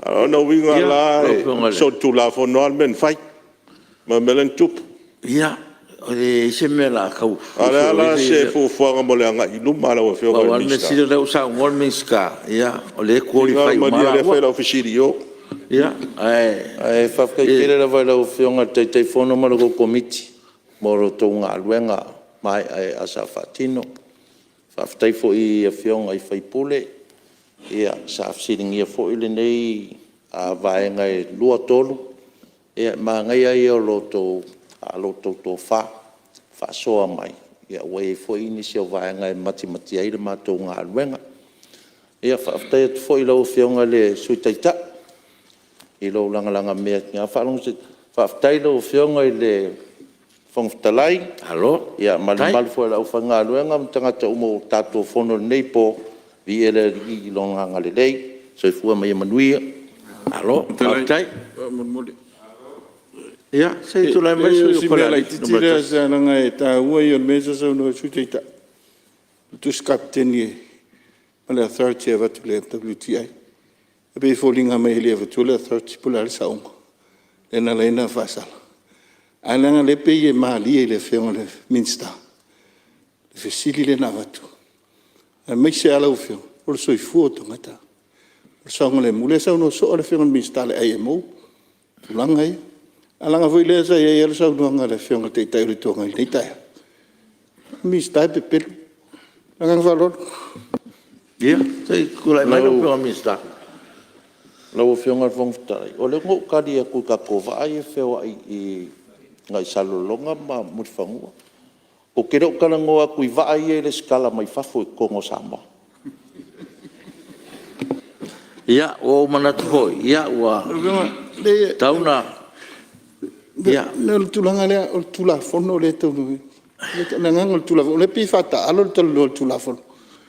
Pe pelo le tulafono le motel ni. O le ale tau sa o me motel tulanga ye. O lo fa fonga sa mama pe o le ia ufi va tulanga tona ye. No fe on fonga talai o le nganga na. Le o a e le fe me tona se mai tona motel. Na fa lo. Tu le melo fiong mista. La wa fionga al fonga talai. Ia, mo fa sawina, te tu le melo fiong asute. O le ngama yo le i u lava le mata upuni. Le fisini. La ma fuanga na le wala au mai ai le ko captain e ta ua musfatang. La me na reina le ta pas fatanga mai la fionga e mai le va. Ia, tu le melo fiong mista. O fiunga pe mo se vanoi.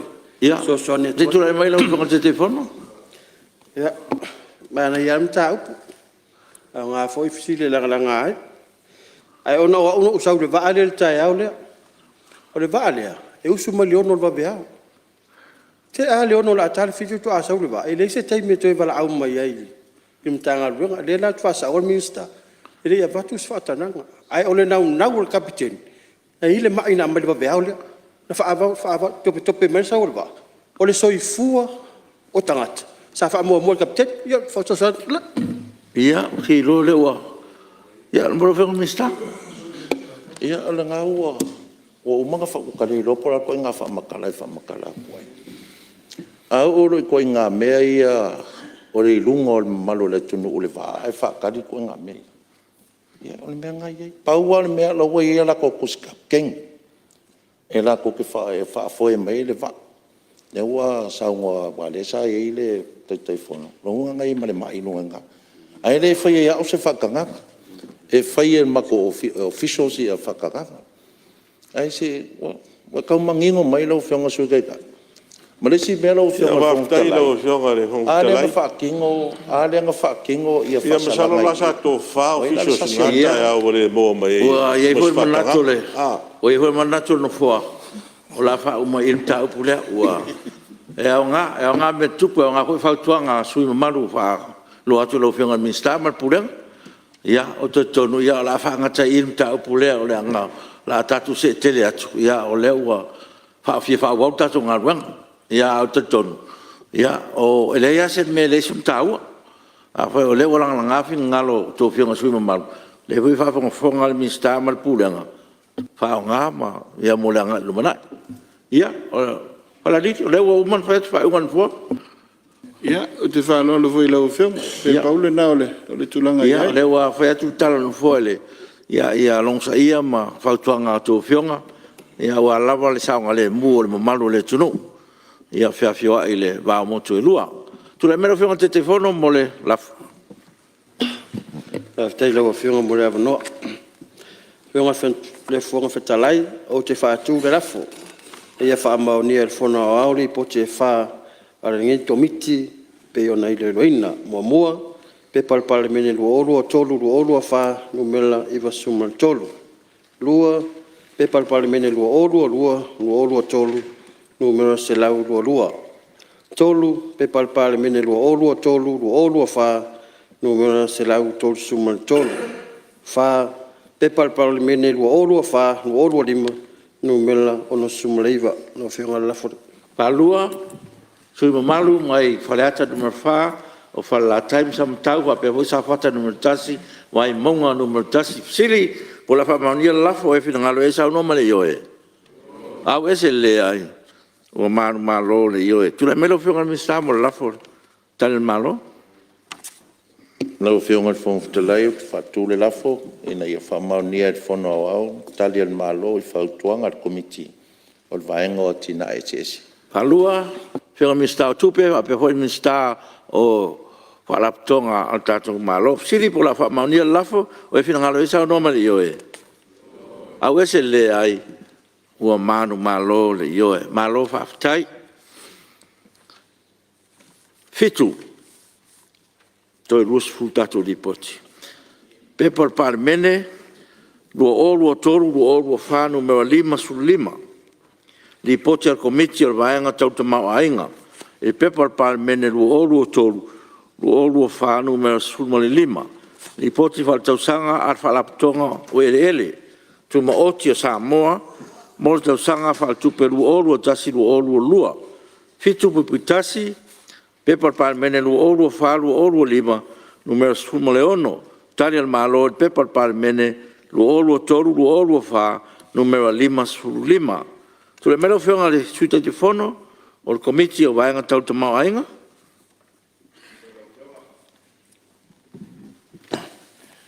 Tau whionga o te whongte lai o te whātu le lafo. Nei e whautangia le whona wao. Li poti o te komiti o vaenga tau te mau ainga lo tu ina tuai ana sani dinga whautuanga mai ngā whongo. Lafo le lau keo. Alua, el sui malu, mai whale alili, numero 2, pe hoi whasal ang numero 2, ali pata i tupa i lunga. Siri po la wha maunia lafo, oi whina ngaru e sao noma le ioe. Au ese le ai, ua manu malo le ioe. Ta parau whina le minsta fitu tonu, mo le wha aptonga, ele le tumauti. Ne whionga whonfitalai.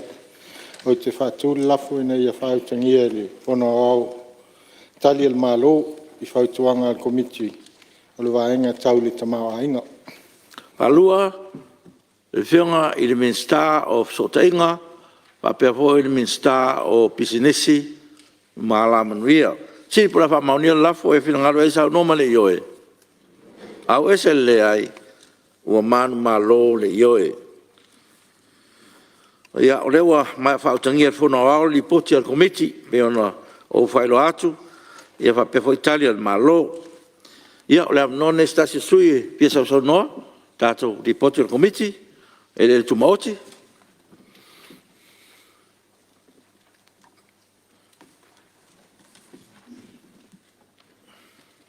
Tūlai mai sui o whale ata numero 2. Artai rau whionga te whonga whono. Lava noa.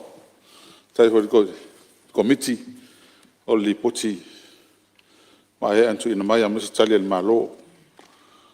O la vea mai le li poti. Tato ngā luenga tele lea e whatino nei li maketi fōule whatino i savalalo. O lea maua fō i sa i elea se singa al komiti. O le visiri lau whionga i tai whono. O le ase progress, o le ase tūlanga i ngā luenga lea. O le tala lea wo o mai. O koe whapopo ele si 5 milionga pe a variation o le ngā luenga. Ai amataina le ngā luenga. O na o le whaale tonu. Ein whaale tonu o le. Se le lopo le ata. O le ein technical issues. Tele. O le o whapopo le tau tele. I ngā luenga lea. A lele i amataina. A le sili le rau whionga li.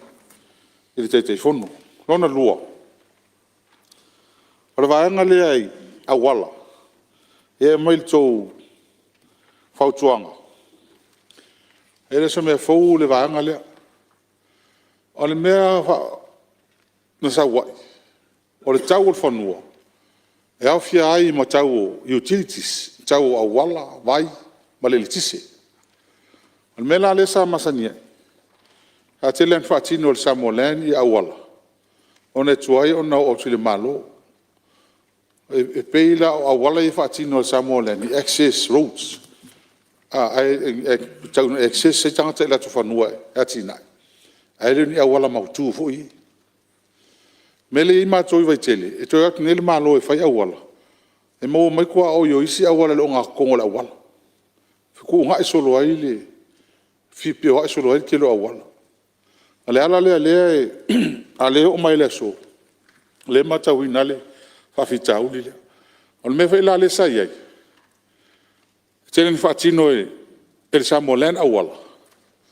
On ele fa mo nga tu e pasia tu yo le LTA. E maintain la to mo fa le ya ti. E ai e lo tali ina LTA. O le sila ko kupe mo wai. O tupe ian whaatino watu tōingo whangu. Ngā ruma leo ti ei. Mai a whausia whai awala. I ei mō standard se whau i awala. E tere nā watu awala. Ia, mutua te lea whaale tōngu. O le mena le tūlai mai i a mātou i. Te leo, pe o mai le sōre le lea awala. A tō wai ngā iutai i tawhai ngata mat whaasolo mai tai i whanua fo inga ngā malo lea whawe si atu. E me ia wala, ke lea whaale tonu awala, ina. Ona la alfi ese se inga lava lea wo mai lea sofai. E le vao le alti ei ma le Samuel Lang. O ai tonu inga whama, whatirino awala ni. Ai, o lea wa mai le whautua ngāra komiti. E a le fo ia le o manino maritale le malo. Ia il whatirino ina tonu. O ai tonu le atu i e whatirino awala. A whai o lea to tongi whanua tangata e awhi ai matau o awala e le tise ma le vai. O lona winga. Ia e tau na whamautu mene. Ia leo le umana whai o nei tangata o lato whanua. Ia e umi esi teimi o mea le so leo le le whatirino awala. Vai ngai e tau wa sa pisa ho le vai. E fa tai o le wo pi o singa mali le vai. Awai e te tau ana ise ma se vai nga tutino le malo. Irresponsible ma costs o me ni. Ia e le fa pe o le company Bible company o le po o le LTA. On va pe le o la toi e nga fa o mo fa tino vai nga ia. E fa tai o le o toi la nga committee. Ia e tau onto e tanga iwa vea ile ia mtanga luenga, ma Samuel Lang. Ia e maise la, ia atu whati singa wholo e nei. Ia ma mese i whanua le malo. E ia lo polpolenga. Whanua ia o le tu whatasi o whanua o le atunu. O whanua le malo. Ia awa e whanua le malo i le manino lava le whanga ioi whapisinisi. Ia o whanua o le atunu, ia o vaenga ia o le o iei le po le ngā foi le po o malu, mautu. Ia whai o mautu, ia o le me tāua le, awa o le mea pito sili le, o na tāua e so Samoa. Ia tono o loo tanga iei le mtanga ruenga. Ia vaenga ua sa la ngā foi ila ula unga whalau i tele, ina ua o elti whiri ngalo le malo e tu na i whanua. Ia mese ai whanua ia whalanganu, ia whai o malu pui puia. Ia ia ngā ona toi tanga i pe iei le komiti i vaenga ia. Ia ona i fisilia e ki mamana mai malwhalo lava. Malo, whaftai. Ia, taroi leo tātou, tauru mai tātou te malo lo, le fiafi. Ia, le la whatati eset, ngā lua ngā whono wao, mō le malo longa. Tātou te diu mai whao aua, sau no ngā nesa sui malo.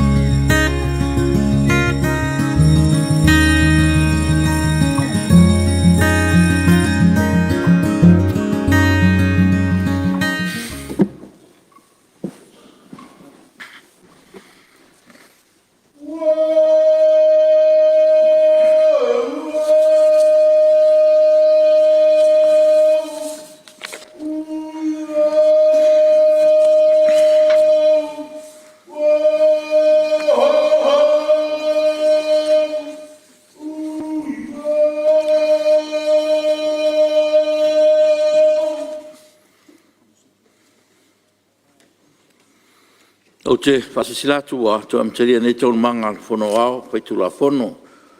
Ha malole un sai. Ai o tātou mauta ni fiafi. E whatati ese tātou ngā ruanga mun marolonga ua mai asa noanga le. Sus whono mo whaleata numero tolu. Ia o le amnone mo stase sui whono fi sao noa.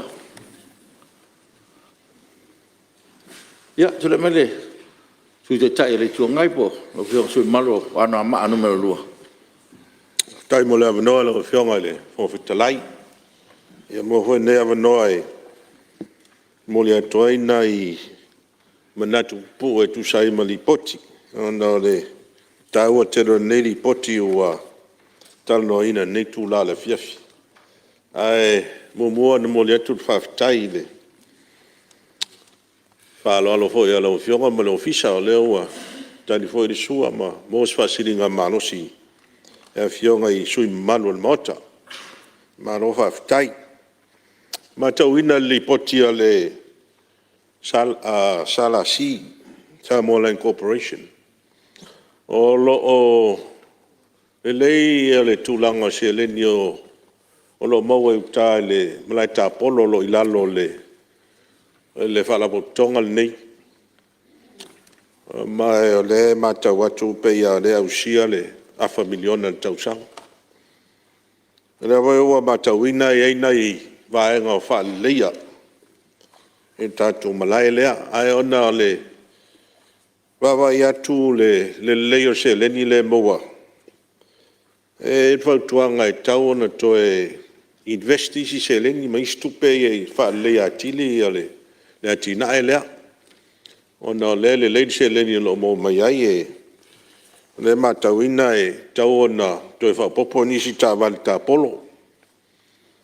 Pe e matawina hoi da se singa uta ia oa whalanga ina te lo istawa tuai e mo iala e inta nai tawa le fou ia na o mai ele i mautele atu ia matawina le lava o ni ta vale a misala mo meo pa whai tau vanga oa o tūlanga ia o lo mo e tupe le leia le an whaaputonga ia wala mai le tātou malai ta alo lea mai e foi manisi vaenga le malai tau no to e fa le atili ele asia se uta ia matawina e o le si fale le e pito i lalo ele alo ia isa ia se fale ainga ia pe wa faisi umi ona tatia e le o fa ngaina pe lisina ia wasi tupe mo fa popo le tatu malai ta polo ale silia toyo na o le tā ua ia malai e tono lipoti.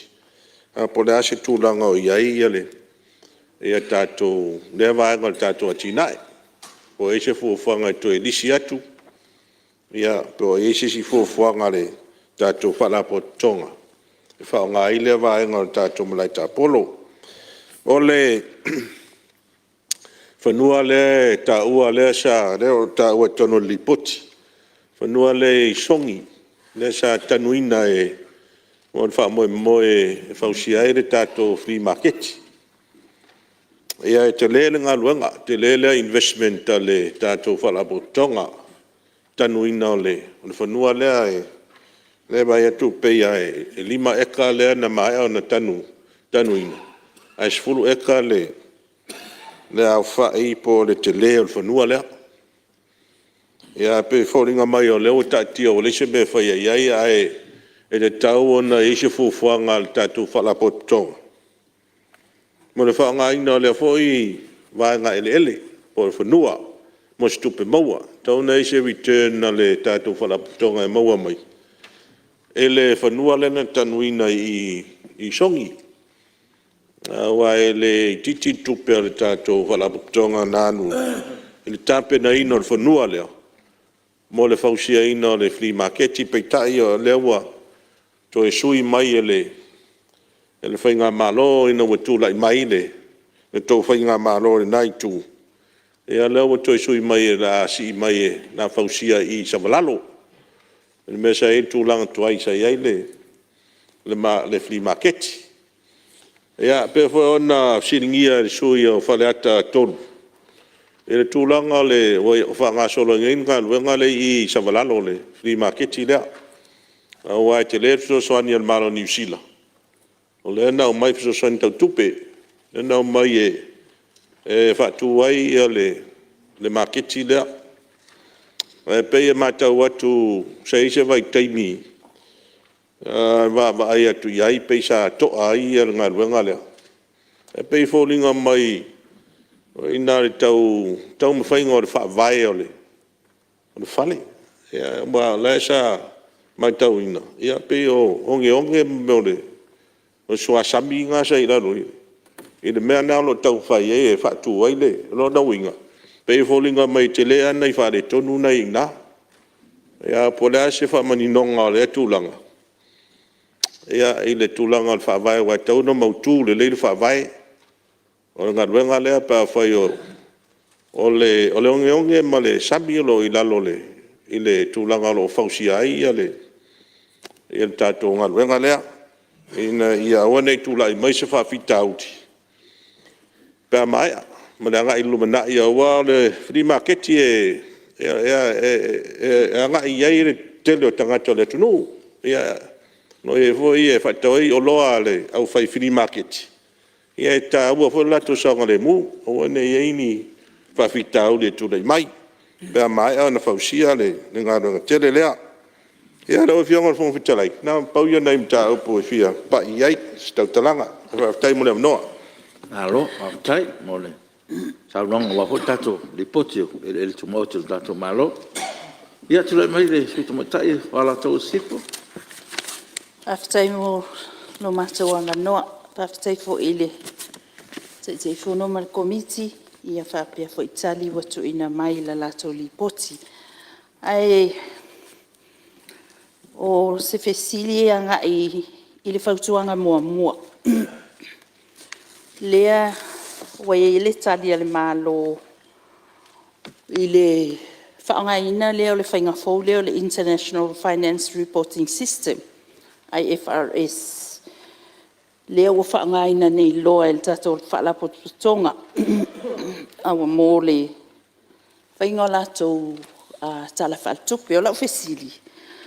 O le ala lea fianga I tupe mauan whaalapo tonga. O suinga ia wa whai ei nei. Le wa tape nai nei la lato tala tupe. A oa fo ini a fianga ia lato tupe whaalu. E fia ni tupe maua wa whaapopo ai. Ai pe iei fo ini tupe whaalua pa u. Taru el whaanga ina o le vaenga, o le whainga fau lea. O lona lua. O le maita watu I le whautuanga lona lua lea. I le tuina atu lea, I le pūlenga o whera awa inga lau ele le tausia le lea o wala. Maintenance. A lo tali mai le maa loe whaapea. Le tūlanga lea. E ao lava ona tape na ina ele ona le whanua. Ia le awala mo le whaonga ina e lātou o whaamatu atu I se whanua le Property Act law. Tatia la ia whanua le malo le e whaapea e o le a whaanga ioi pea le tātou whaalapotutonga le construction po le whausia o awala. Ai whaafewhea ia whanua fo ia sa whaatawina tangata taito o tasi. I to tonu ai nei le taulanga, lea ona whaonga ina lea se vaenga le tunu. Lea le tele o wala ia wa iai I to tonu le taulanga. O wale ao o nei ina toe mana o whai a wala I waleanga, ai whapea mai ia le pūlenga whilaua inga. Lea I ona matawhai o ia na e ona le whanua. O la tau e whale leia. Pele o iei se vaenga a ua umalo ona construct ia le awala lea ua wia ia whanua ia ua whaatau e nai tangata. Mantua lau tele o tangata nei. Ua leo to iei le ona whanua. Le ua whaamatu o atu I tangata to a tele manu nofo ai. Ona taatia ia leo le awala leanga ia lea wala e whaatatali. E pe toi sau ia le ona whanua na whaatau ina. E toi whai wha le lei. O la ofesili le nā pele ai se vaenga e te tau ai ona fesoasoa ni mai I le tato LTA. La tau te maintaining anoa awala ia lea ua halu I tutonu I vaenga I o whanua o whaatau inatu. Wa lea la ua whai mai whautuanga lea. A o olo wa umana construct ia le awala le tātou whalapututonga. Wa asset loa le malo. Le lei awa o tātou lava whanua. Lea I whamatu umalisi inatu. Ai whawhewhea la ia whanua ia tua lea sa whaatau inatu. E tangata taito tasi. Ia o le whesili le nā. Malau whesili muli na o whionga whangwitalai. Sa uma ua le tal no ino li poti talu ai fo e whalapotutonga lea. Te tau mantua na whaapea e. E lusu wha hawhela whaio eka. Al whalapotutonga o ial malo o leo leo wha aia tato whalapotutonga. Ai pe tolu se lau mon tupu ia eka.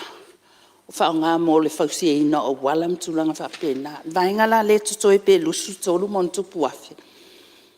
Ua uma ona lisi ina uma atua. I tangata ta ito tasi po le au whai pisinisi foi. Ia eka uma ia. Le lalo le vainga le Samoa Land. Ia ona ia ofisili nala ua fionga le whonwhetalai. Whaaftei tele mo le mātou amanoa. Alo, papai, ole. So soni ko tātou poti e mis nisi me taua pe ona. Singia sui mal. Tule me sui le whangang pala so. Mo le atu le whaaftei tele le. Mo la amanoa e lo fionga le whonwhetalai. Ia tamu whai atu fwoi sao le. Ne usu ngā whono. Ia ua fwoi le poti po le tala fo o tāpena ina fo ima saunia le komiti ta mao ainga. E whaasiun tonu asa au sau whaamatalanga le tūlanga pe ona iaile. A maisol fuafuanga tu whaatasi aile stek male e menau I. A le tūlanga e fia o iaise tau talanga o le vaenga le o le stek. O nai mai tau wina fo isa iaila mato a se singa sa si ai. Wa pe folinga ole tulanga le stek sa fa foina le tulanga fa pisinisi olo ia I fa to anga I tonu sa nga lulu e fo ila to ya ai ol fa mo ngai na e mo se tupe ole tulanga pe ona o fia mala mai ole vai nga le ile ol telefonua ye tonu le stek le wa umana vai mo pe ia fa to anga fo io sa ia nai manga ia onisio koko fa pe fo ia Manila ale nganga lai pe ona to vatu ole man manunga pe ona ia ile ai mesal fa to anga le Vanilla ona le Vanilla ia mau ele tau ngofie on tua tau ta o tono America ia o matua tele al tu pe moai ale pe ole le o mau ole le o se ata mai o e olo ngalulu e ole ala le ole ato to le o le a e mafuona o ta uale pato No, fionga le whonwhetalai. Ya madia ro fionga supermarket se. Tule mera fionga mista. O taila fionga whonwhetalai e whatala whatuli. Nei tula le fiafia e no tula ia tula fionga le whonwhetalai. Ono le lipotel salasile tal noina. Atone sosonia tuai le sui. Ia o le sei mai a ona o mai tono le tatou palemene le lipotel stek. Ia ona fitoi tonu le ia vaenga ia o saunua iai a le lipotel whalapo tongo ele. Tuma o te tatou malopo le Samoa Land Corporation le iai le tatou stek. Amulmul. Tai. Oi, ia. Lau fionga supermarket pe. Veo whaelo mai mista. Por sao ele le sao ngalo fionga supermarket.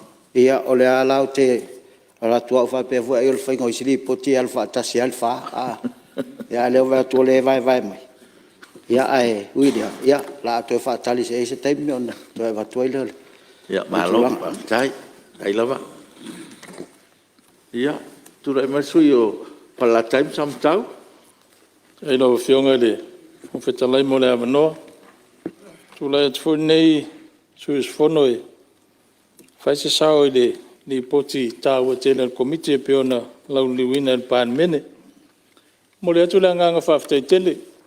Na wa fionga te whono ma le komiti. Ia sa nafa ma le ilo ina o le li poti whaatau sanga le tātou whaalapo tonga o ele.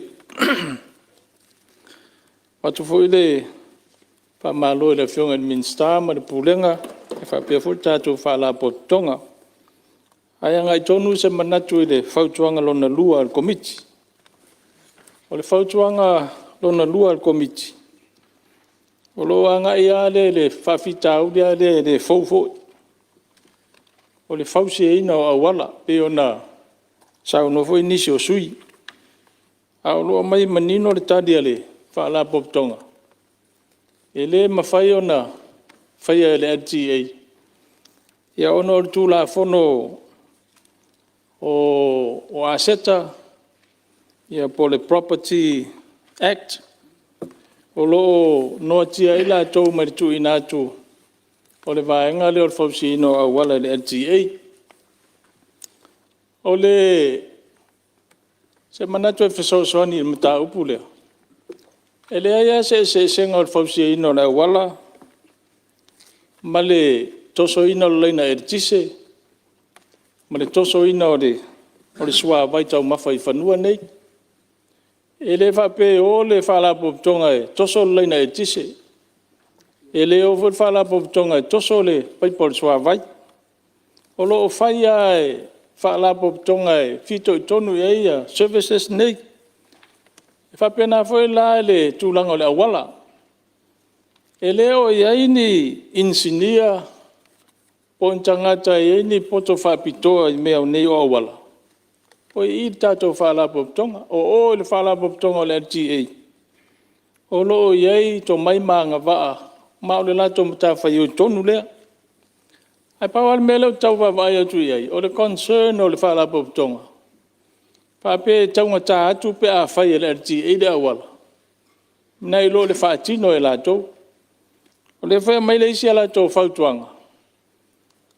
Ua malie mai e pe whaatino le LTA le procurement. Ia po le whainga o le tau whaonga. Ia e to tongi e lato. Ia e morsi le fia. O le whausi ino le awala e le whapea na le award o le konkarate. O na nofo le ai o le konkarate e whaile awala. O le mena e tā ua tele ai. Le ave o awala nei le LTA.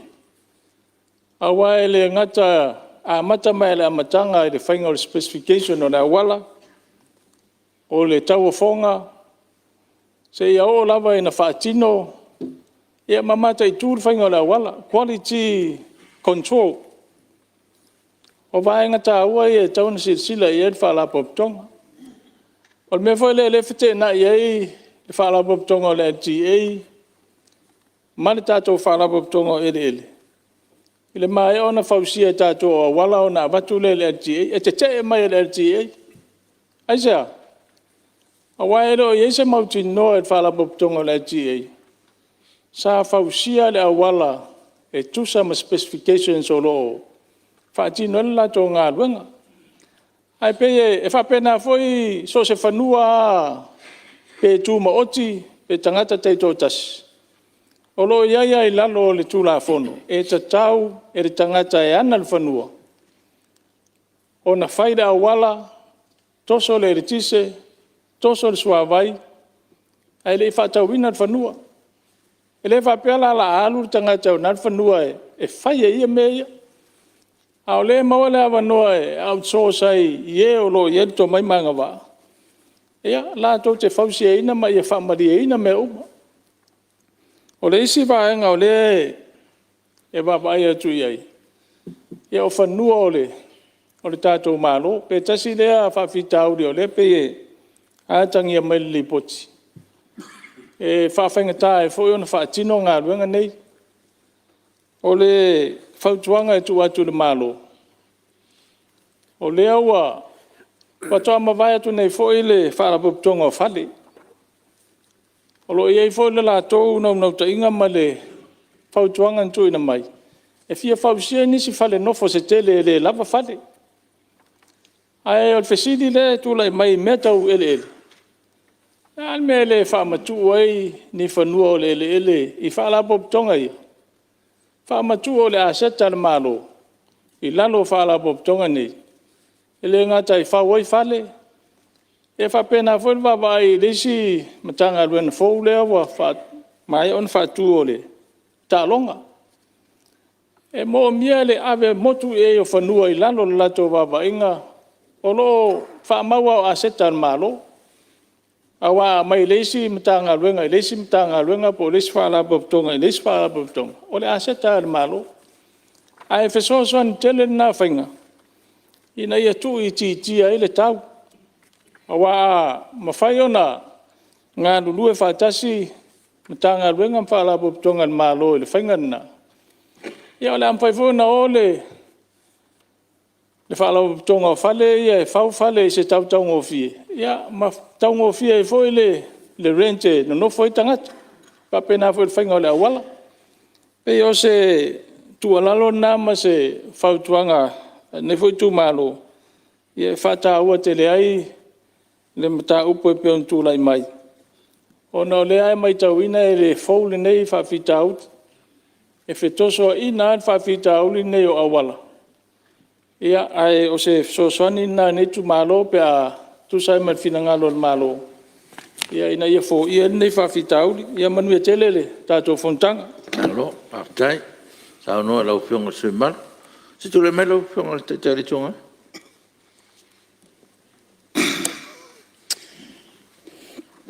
la opción ele fontalai fia fale foi se malatu ile ripoti le nei o tulanga le o mai I wala le sa no le sui foto a mavai atu nei o tula fono le o lo iai o tato malo playa e tangata I tua po o malo fo po se fala po tonga a faieni ele fia a vai e vai a la tuana ele a le fatau inatu e tangata te to tas ele aila se me fa pito mo malo a o malo ona fa pele fa pea e la fo al fa la portonga umalo ia ona lo tulo le malo fai le ia wala ma fai ni si mele fai ale very common sense stuff umalo ia vai ia ele o fa malia ina ia le tu la for o le fa wa wina la fa le o wala ma le serving no tangata nei o melna malo tong fai very common sense e va pe a tua ile vala poptonga wo moku ele tangata o le responsibility na malo tong fai lo wen el tawan la fo el malo o fai LTA ma provide tu pe nei palmene e va tu fai tangata le tu no la lua o le tulanga lea tatou te talanoai ele ia e songi o ma la pasia le tulafono dato mota lei e solo iai le tulafono lea le adverse possession law le lo poi le fenga malo ya so o leva nga mai nga kula fongo fa valea nga mai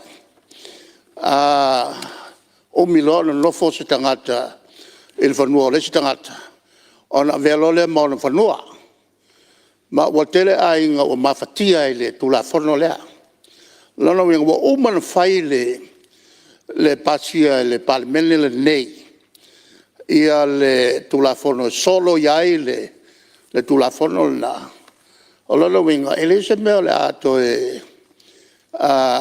la foi o te vai i songi pe a koe kasi le ainga ngai iai a wo e se umainga la wo relocate i uta e whanua le malo e ta whaingata o lolo winga ala o matau le si ainga le nai no fwai pe o se ainga fo i le o nai whao ngai whaimale le po o le tūne la e a fiai e a whanua o mia sa loto e a fiai fo i ma whanua le malo sa no fo i a whaasol tu la fono e nisi o no o a fia umai a ele a tu la fono lea na pasi e tono o palmele nei e solo ia le tu la fono na o level na ia a o milona e lo fo whanua lesi o te ia o ta o lo whanua o le vanga lea la whianga i le whangtalai ma le malta i le tātou ele lea ua whausia i le flea market o le so sani le New Zealand whaisi lewa na o mai o na whautuaina lea e ave tua ele lea o manantano e fausia i nā le flea market e le fifia i New Zealand e mga o ku le mele e ku ngei tau fi le mato foi whenga malo e tauan wha vanga le na mo se si faltelo le malo ai mai se o le e luma fale mai le awala e kau anga koe whalau kele le awala whaia sin la vaitio i le vaenga lea ai o le ele lea na tusi fo i ata e whaia si faltelo le malo la o mo mia se si faltelo le malo o le lava tape ia nisi o tangaluenga le malo ai pe ta fina mai anu sila avat folta tu fina u tatia e lo fa pena ale la o vai atu a sao al melam la e ni sila ai ole mesa tau foi sa tau na ve tua ele le o ma na tanu baulunga ele tatou malo io kirilo ia ile lumga pe alo lua kula ia kusa si malo e fale kongu i fmalanga ina i yang ko kale pesele ba mo waina selen lo fianga al fond talai ia si fengata le sa silingia le fausanga mo meo o le fale le wele o tele el tau mai lua i tua ngā fausanga o fale o fausanga e whalangolango i lunga mo meo pou e tu i le lo i ti e i lunga o se papa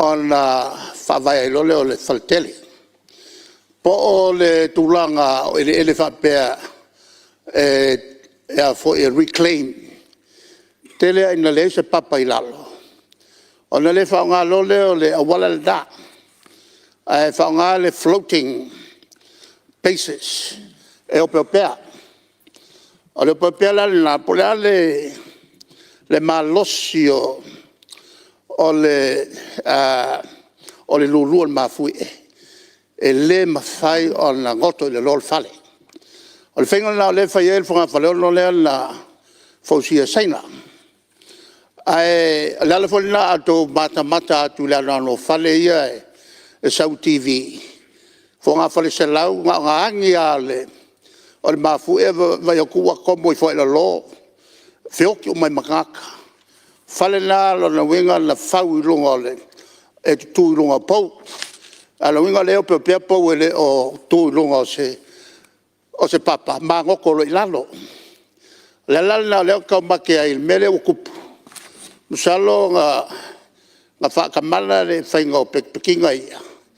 Ai aku le lopo mea ngā le wailonge.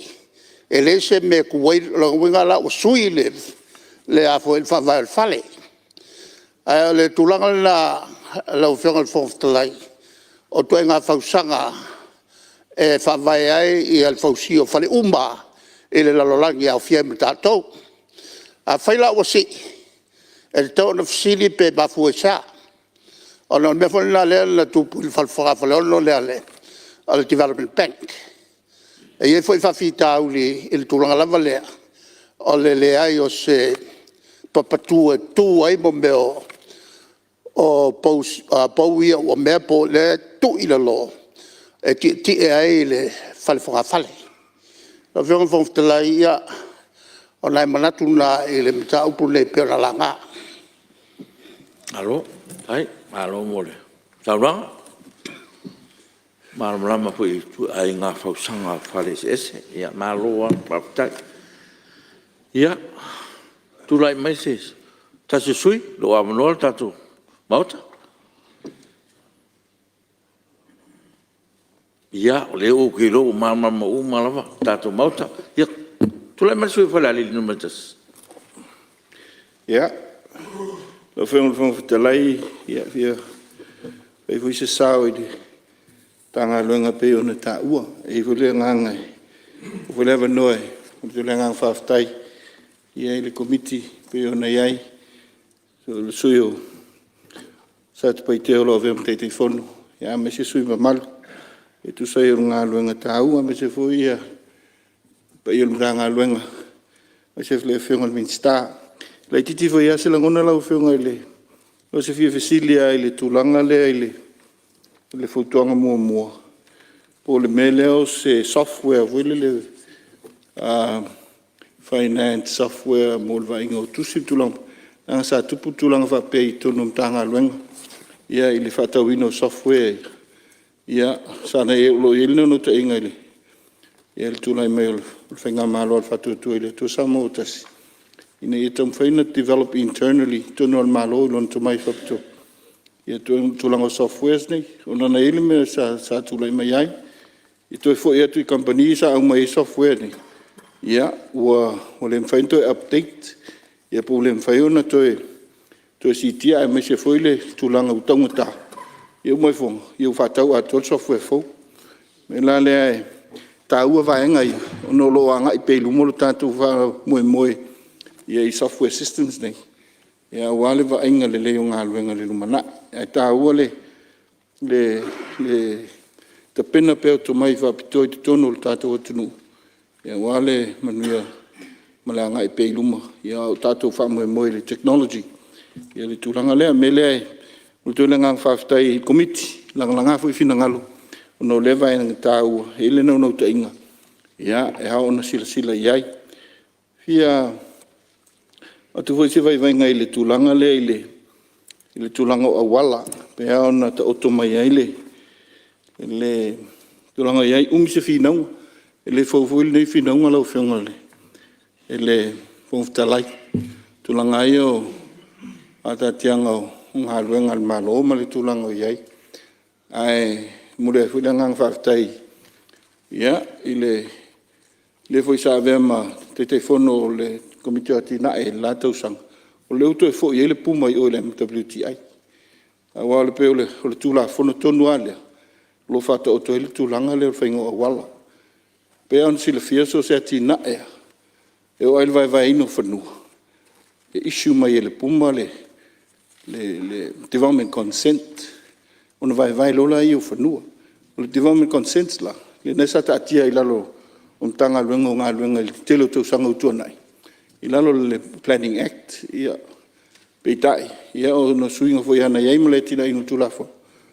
Na ilea tūlanga, peitai, lea lau te ta oto le lang tonu le newaita. E wai lalo le MWTI. I lalo te ta ingal minsta. O lo iai lau ti ei.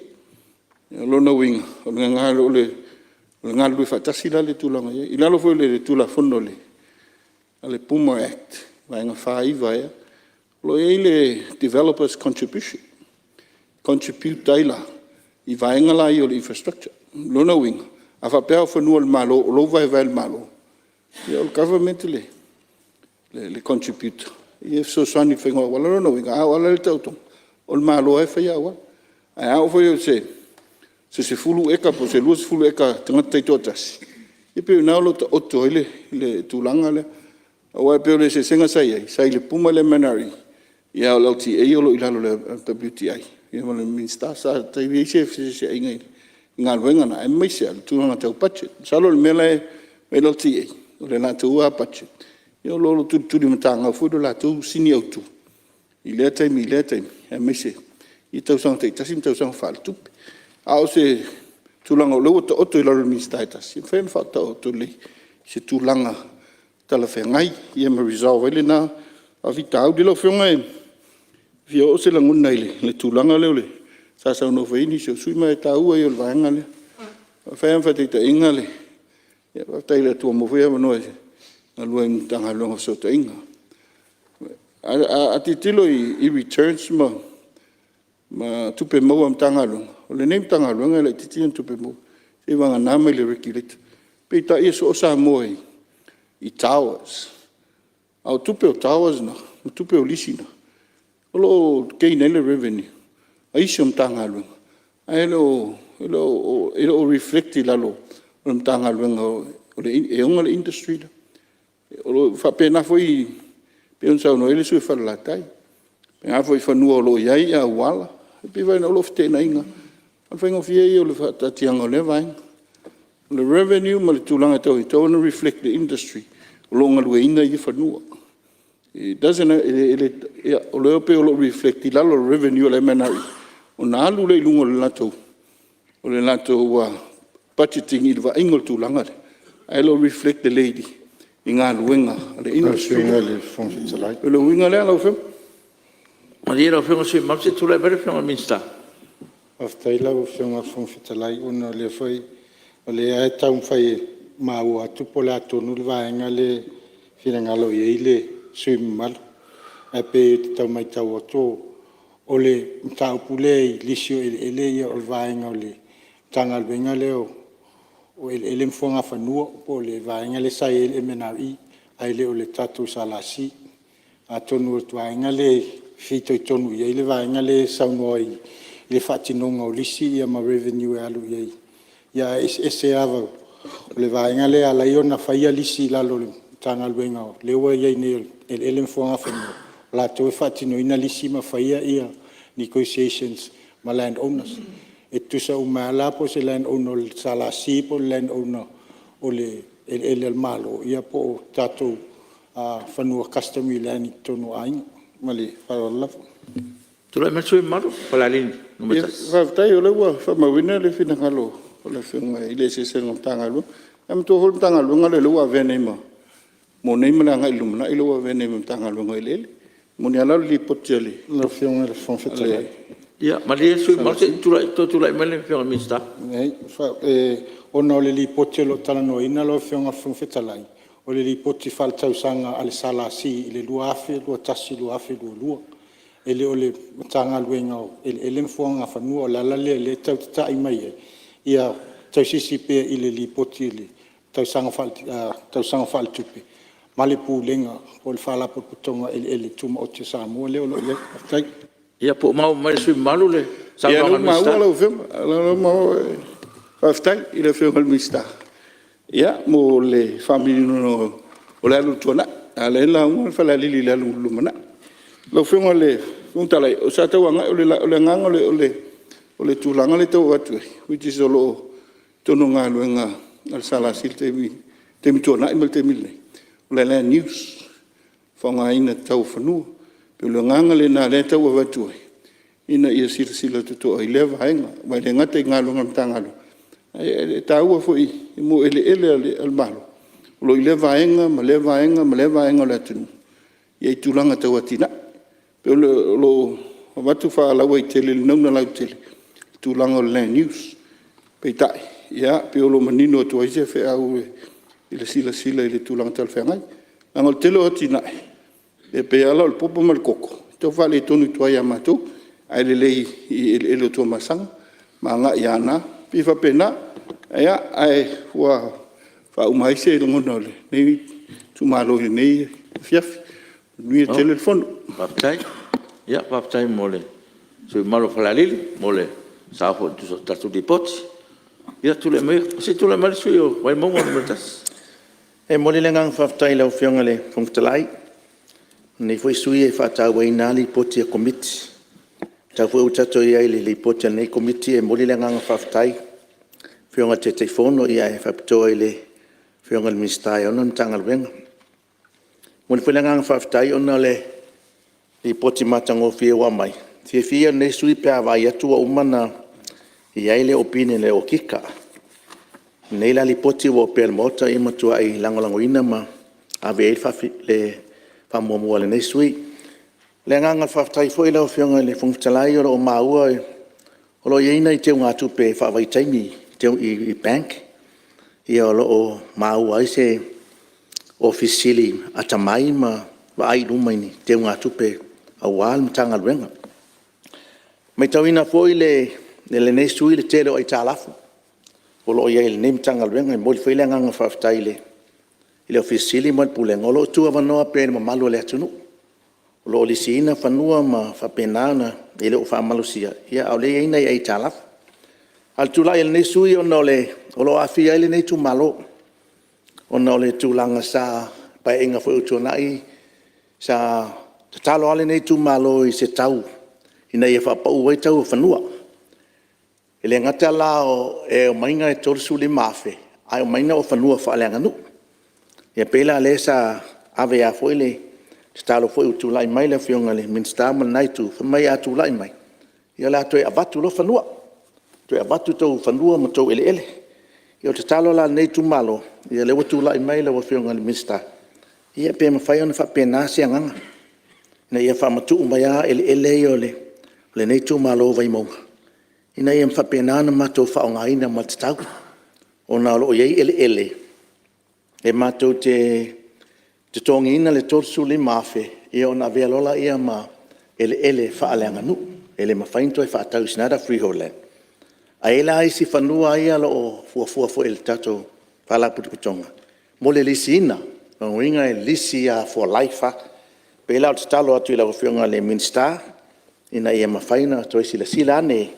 Wa manuia vai monga e manuia foi sata poala I ele o le tatou malo sa ile weskek ia le lau to ese weskek ia to fa foi me ele o I tu malo ne sa fa pena na ia o le nganga foi o le fianga foi le nesui ia ono o tu avanoa pe le mtanga lwenga ma le fala putonga ia talafu na tangata I te tona market le foi maua ia nei ai talafu fa pena o le nganga fa tailna Ia pe o le pauna le talo la o fionga le whangtalai e mo le nganga le whaftai le nei li poti.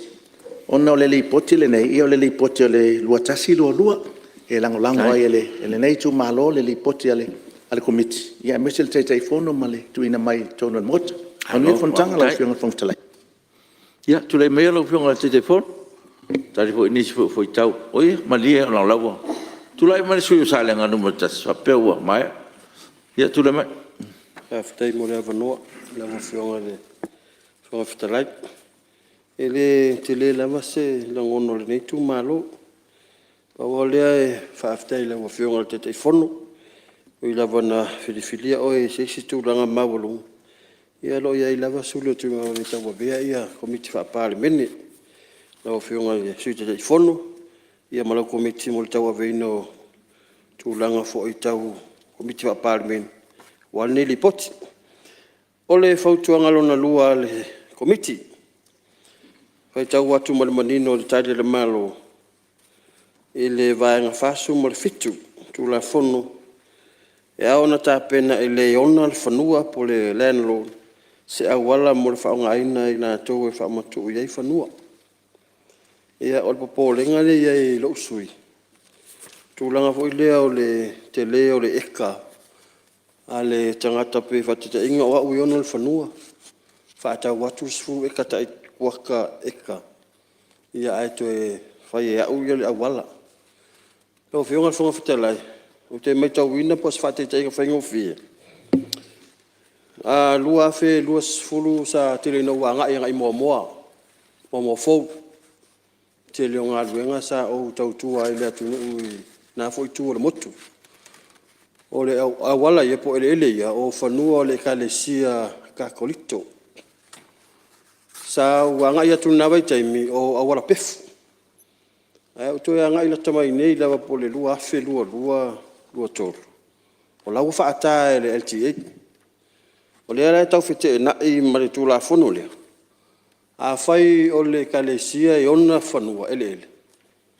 Ia o le fsiltele la. Ono winga la, waso le tūla fono le whatinonga le LTA o le whaingo au wala i lungo whanua ia. Ale e le tūla fono le mataitai nai.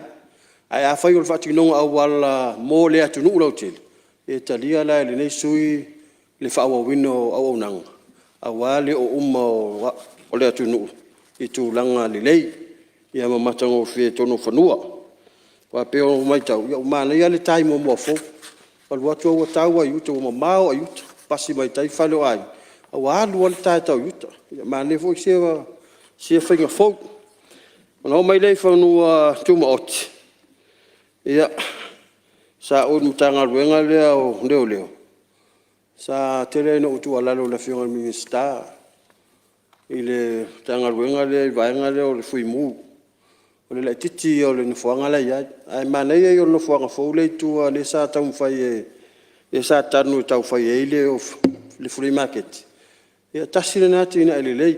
Ona e vaiti fo ia le vaenga lea. Ia le vae wha minista i tono whainga malo. Ai na ona wha atupu manatu. Watu i au tafo le whionga minista i pō le ele. Ia fitu nai wha apia wele. Awa tatou te anu te le wha apisi nisi mea. Ia tatou mata i tu ia malo pui puia a seta. Ale malo i mutanga luenga tai tasi. O whanua i tua ia whioanga. Lea maua nisi o sui ia lea o tula ia tua i whaleo se langona se o tu malo.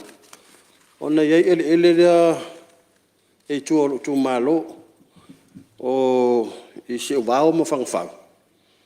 Ia. Le te lea ia lea whainga o se o tu malo le vaenga lea. Pea ma le valsu pasene o se o wao walu uma ele le malo. Ma le fasu pasene o le ele o le whioanga o whangwhau.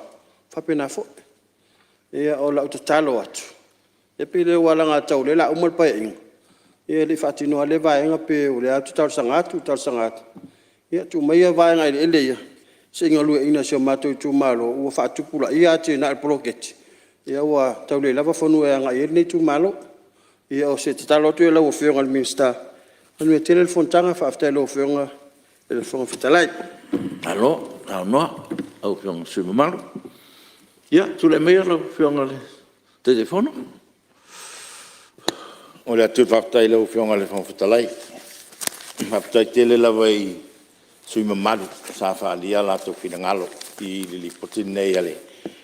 Le salasi i le tausang whatu pelua tasi lua.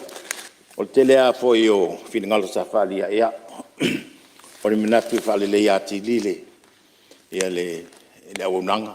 Ia matulanga fia malmalama inisio tulanga lo ia ile la awunanga. Na utang whailai tai whatasi umatu lava. Whautuanga fo ina avatu. Ia atonu ngā ua. O manino a inisio finangalo. I sa ia whautuanga le. Malfa malmanga ele. Ta ilo tua ngai. No whionga o whawule wasau ia i le. Nanga luenga nei. Salasi. O nisi o whawhitauri nei. O whawhitauri ana sai fo nate i mota whiwole me tau mwhai. O le tau mua le tau o le tatu maketi le ai whawule whai nei. O le amenino mai tono lipot. Luas furu miliona mai New Zealand. E whastatu e whamatu le.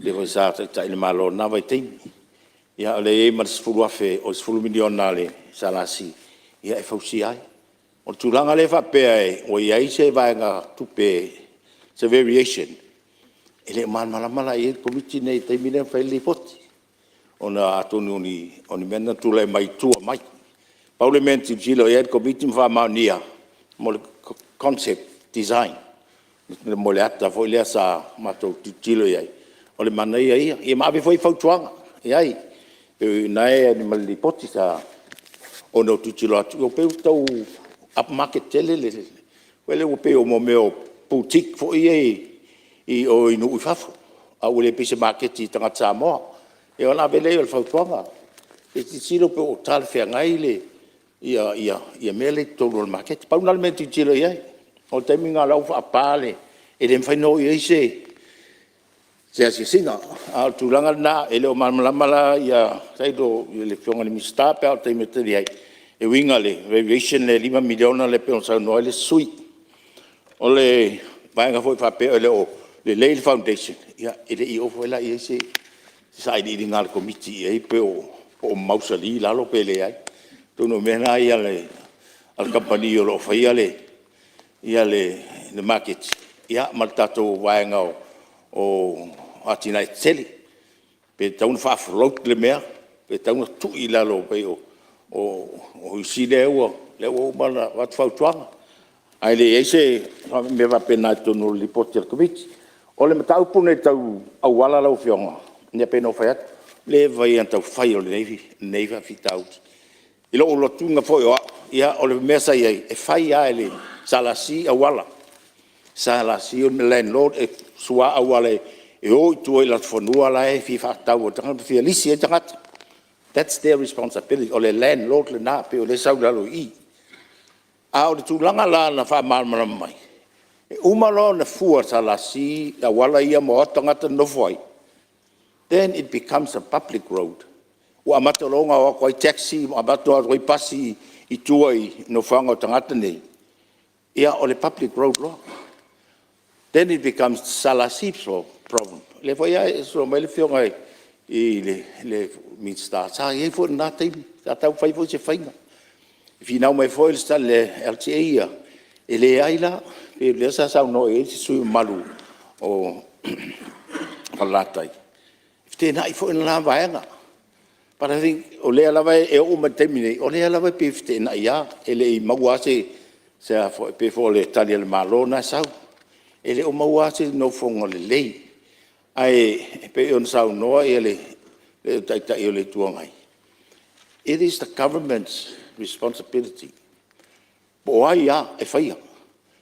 Le ai down one ministry to another e tala no o le ale best way se vai tangata o le wai le lava te na im tanga lunga dua a o le o se vinga tangata e tauna se vel malo ia e fambel o le tali na te minei le tau fai lava salasi ia ia fai se feu tanga ina wai elefia va ai fo LTA on ele fai la tau le awal ese ele o vai vela tau pe le specifications na fai la wala mua ale la tu mai ala tu e tu te u fa tama pe tu langa na ia avatu e fai le LTA ho ia le procurement ia ma fai le tenda ia ele fi fo le salasia a tono wo o te mo tawai ona mai e mi stato lua no foi la no fa uma nem tau na ngo leva o level matau pu nei na fionga o no fem ia lo fionga te fono se tu tu no le fionga ni tau alo ten faftaia mo le matau pu le o le matau pu le lo fionga fon ftalai o le faingo fia ia o le layer of so tainga ele ngatala salasi fanual malo au isi foi a ainga o no se fangua foi e ke rea la fangua o me saloto o le kulanga e kaunga ia e ka kauanga feutanga I mai utilities ia le tato malo o le EPC o le vai o le TA e a maka mai al kai me fai survey o le fuaino fanua ina ia mautinoa e reserves ale malo e whaka o koila ia utilities ia o le mea foi la maari e whainga o isi au vaenga e subdivide lak whangua. A whasa laula lak whangua o le a whakau. E include uma ia mea ia. O le aiele le kisera, aiele vai whaile a wala. Ai a uma rolanga whaike. Wa uma whaile a wala makulanga whapenga. Ma ia le sauanga le ia le whaipole. E kaunga wakula ti e loa whai ingsingia spekso a wala. E umionga whaunga. Ai ale anga loa, ia ua kapalo o le LTA o la koe whai awala. O koe ngā me alwhai ngofia ia o le whiutanga. Mamla mai I mea ia, inga ia awanga I kula I mai se whawhikau ni mumuli. Ia o le kele au kako awala la e teimiranga o kako o I awala ia. O la ua koe o al kako LTA, kako malo, e koe whakingo awala nga, o ngā ko kele malo le turu. Ua whiu whaku salasi, ua whiu whaku isi, ono se whangua I lako awala. Ia ua leo e whai. E la ua ave al kako ngā ruanga peo ngā maadia fo I saunganga.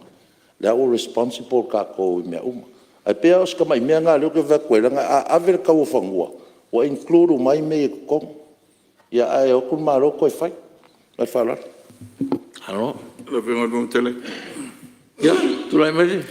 Ma pasau ino teimio te telefon. Atono le sa manino le le temio tona ia le lau sa no manino le venga minsta te power si me titelo miside. Ile sa no le venga minsta. O le approval o le development consent. Le fai il fu ino fanu. E lo te fono le venga minsta. Sto am fen fu fanu ma vai. Pe lo manino mo le te power le approval le na. Ya fai awal. E masa ile le tupe fai ile. Ya le fai ngo awala malanga fa lolu. Ya, tu la mero fiona te telefon, fa vol sa no. Lo fiona ma dia lo fiona te telefon, si to la ngo. Te le tu. Ele tulanga ele mo se malienga minsta tolua. Alla avelo le capete fai lo il capete fai unga. La le paulna sto va popo. Ile va più la tu fa uai. I minsta tolua e fai le la finaua. A olo tulanga va pea. Al fai lo le capete il fai unga mal fai unga la tu ma. Ya, tu la mero fiona te telefon. Whaftai, ngā whionga. Ia na whautua atu reisi whautuanga fo ea li poti nei. O e tati o mtau pusa whaalia. O le tātou whalei o a se tātou malo na uka ele mlai tāpolo. Ia o le mau ele tātou li poti ia sa whaatau ia tāwali fau. Ia ma whaafou uma ia pāwhru musa tu lang whapena mai tele aisi ngā luanga sa whai. Ai ei lava le e ale wear and tear o mene o malai tāpolo. Every day e whaongai tangat. Ia, tu atu lava le. Il tanga luanga mai whiunga mista, sila nei, disi tūlango iai. Ia, ma whale atiri ia. Ia umata tāwale, pito fia ia, tono men se whai. Ia, olai lava tāwale. Tāwale tāpolo, tāua ia mengia tāwale tāpolo. Whale inga o le fo ia seta. Ole, ia e mese. Ia, ua, o walpeina na sa noanga alau whiunga le. Te fono, te loa ua, nanga leo tonu tātou taimi malolo, tu sol tātou lafo, ia a natu, ia le a whaamai a sa noanga lau whiunga, ia pe a tātou ule lofo le tua e ulia le aswa tae au mo tātou ngā ruenga, me le maloa whaftai mo le sa noanga. Ia, whaamalo le usfono nei, ia fiafi, malo tātou palemene, o leo tātou taunu umal tātou te manawa, tu sol tātou lafo, wha malo lafo le unsai. Tātou tāu si ie le aswa tae au le lofo le tua. Wha malo fo ima, wha aftai atu tāpo inga wha urunga o tanga renga, wha lap tontu maotu tātou malo, ia, malo a le unsai. Sila wha fon tāpo e sa moi on tūlanga wha langia, ia, wha malo tāpo e wha aftai te talo. Ia, lo whangia le tua whainga malo longa, i nei pō, a tātou te rei tol pō, ta sangatu sus fono fasal angan mo lua sa ni statu talo fa u tatu fono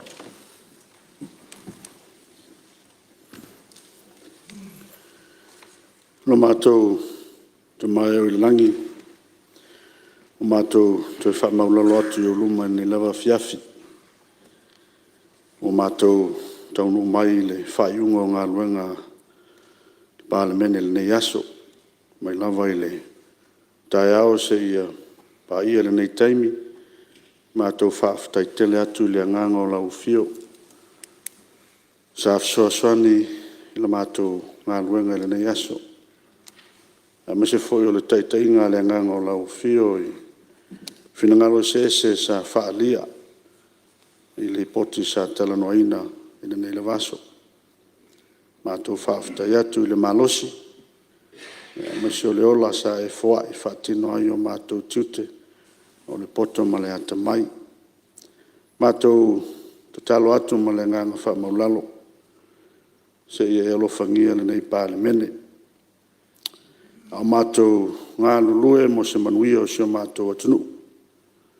E whaifua lava mātou ngā luenga pe a unoa ma le taitainga ma whamunianga mai lau fio. Mātou te talo atuai ma le nganga wha maulalo se i alofangia. O mātou tiute ma o mātou walawina. Ina i mwhai o na musumusuina i mātou ma teito tasi o teita i o se mātou atunu. Ina i mātou saili le taitainga lau fio. O wātonu whai o se mātou atunu ina ia manuia ai se mātou atunu e maisi. O le tapua inga.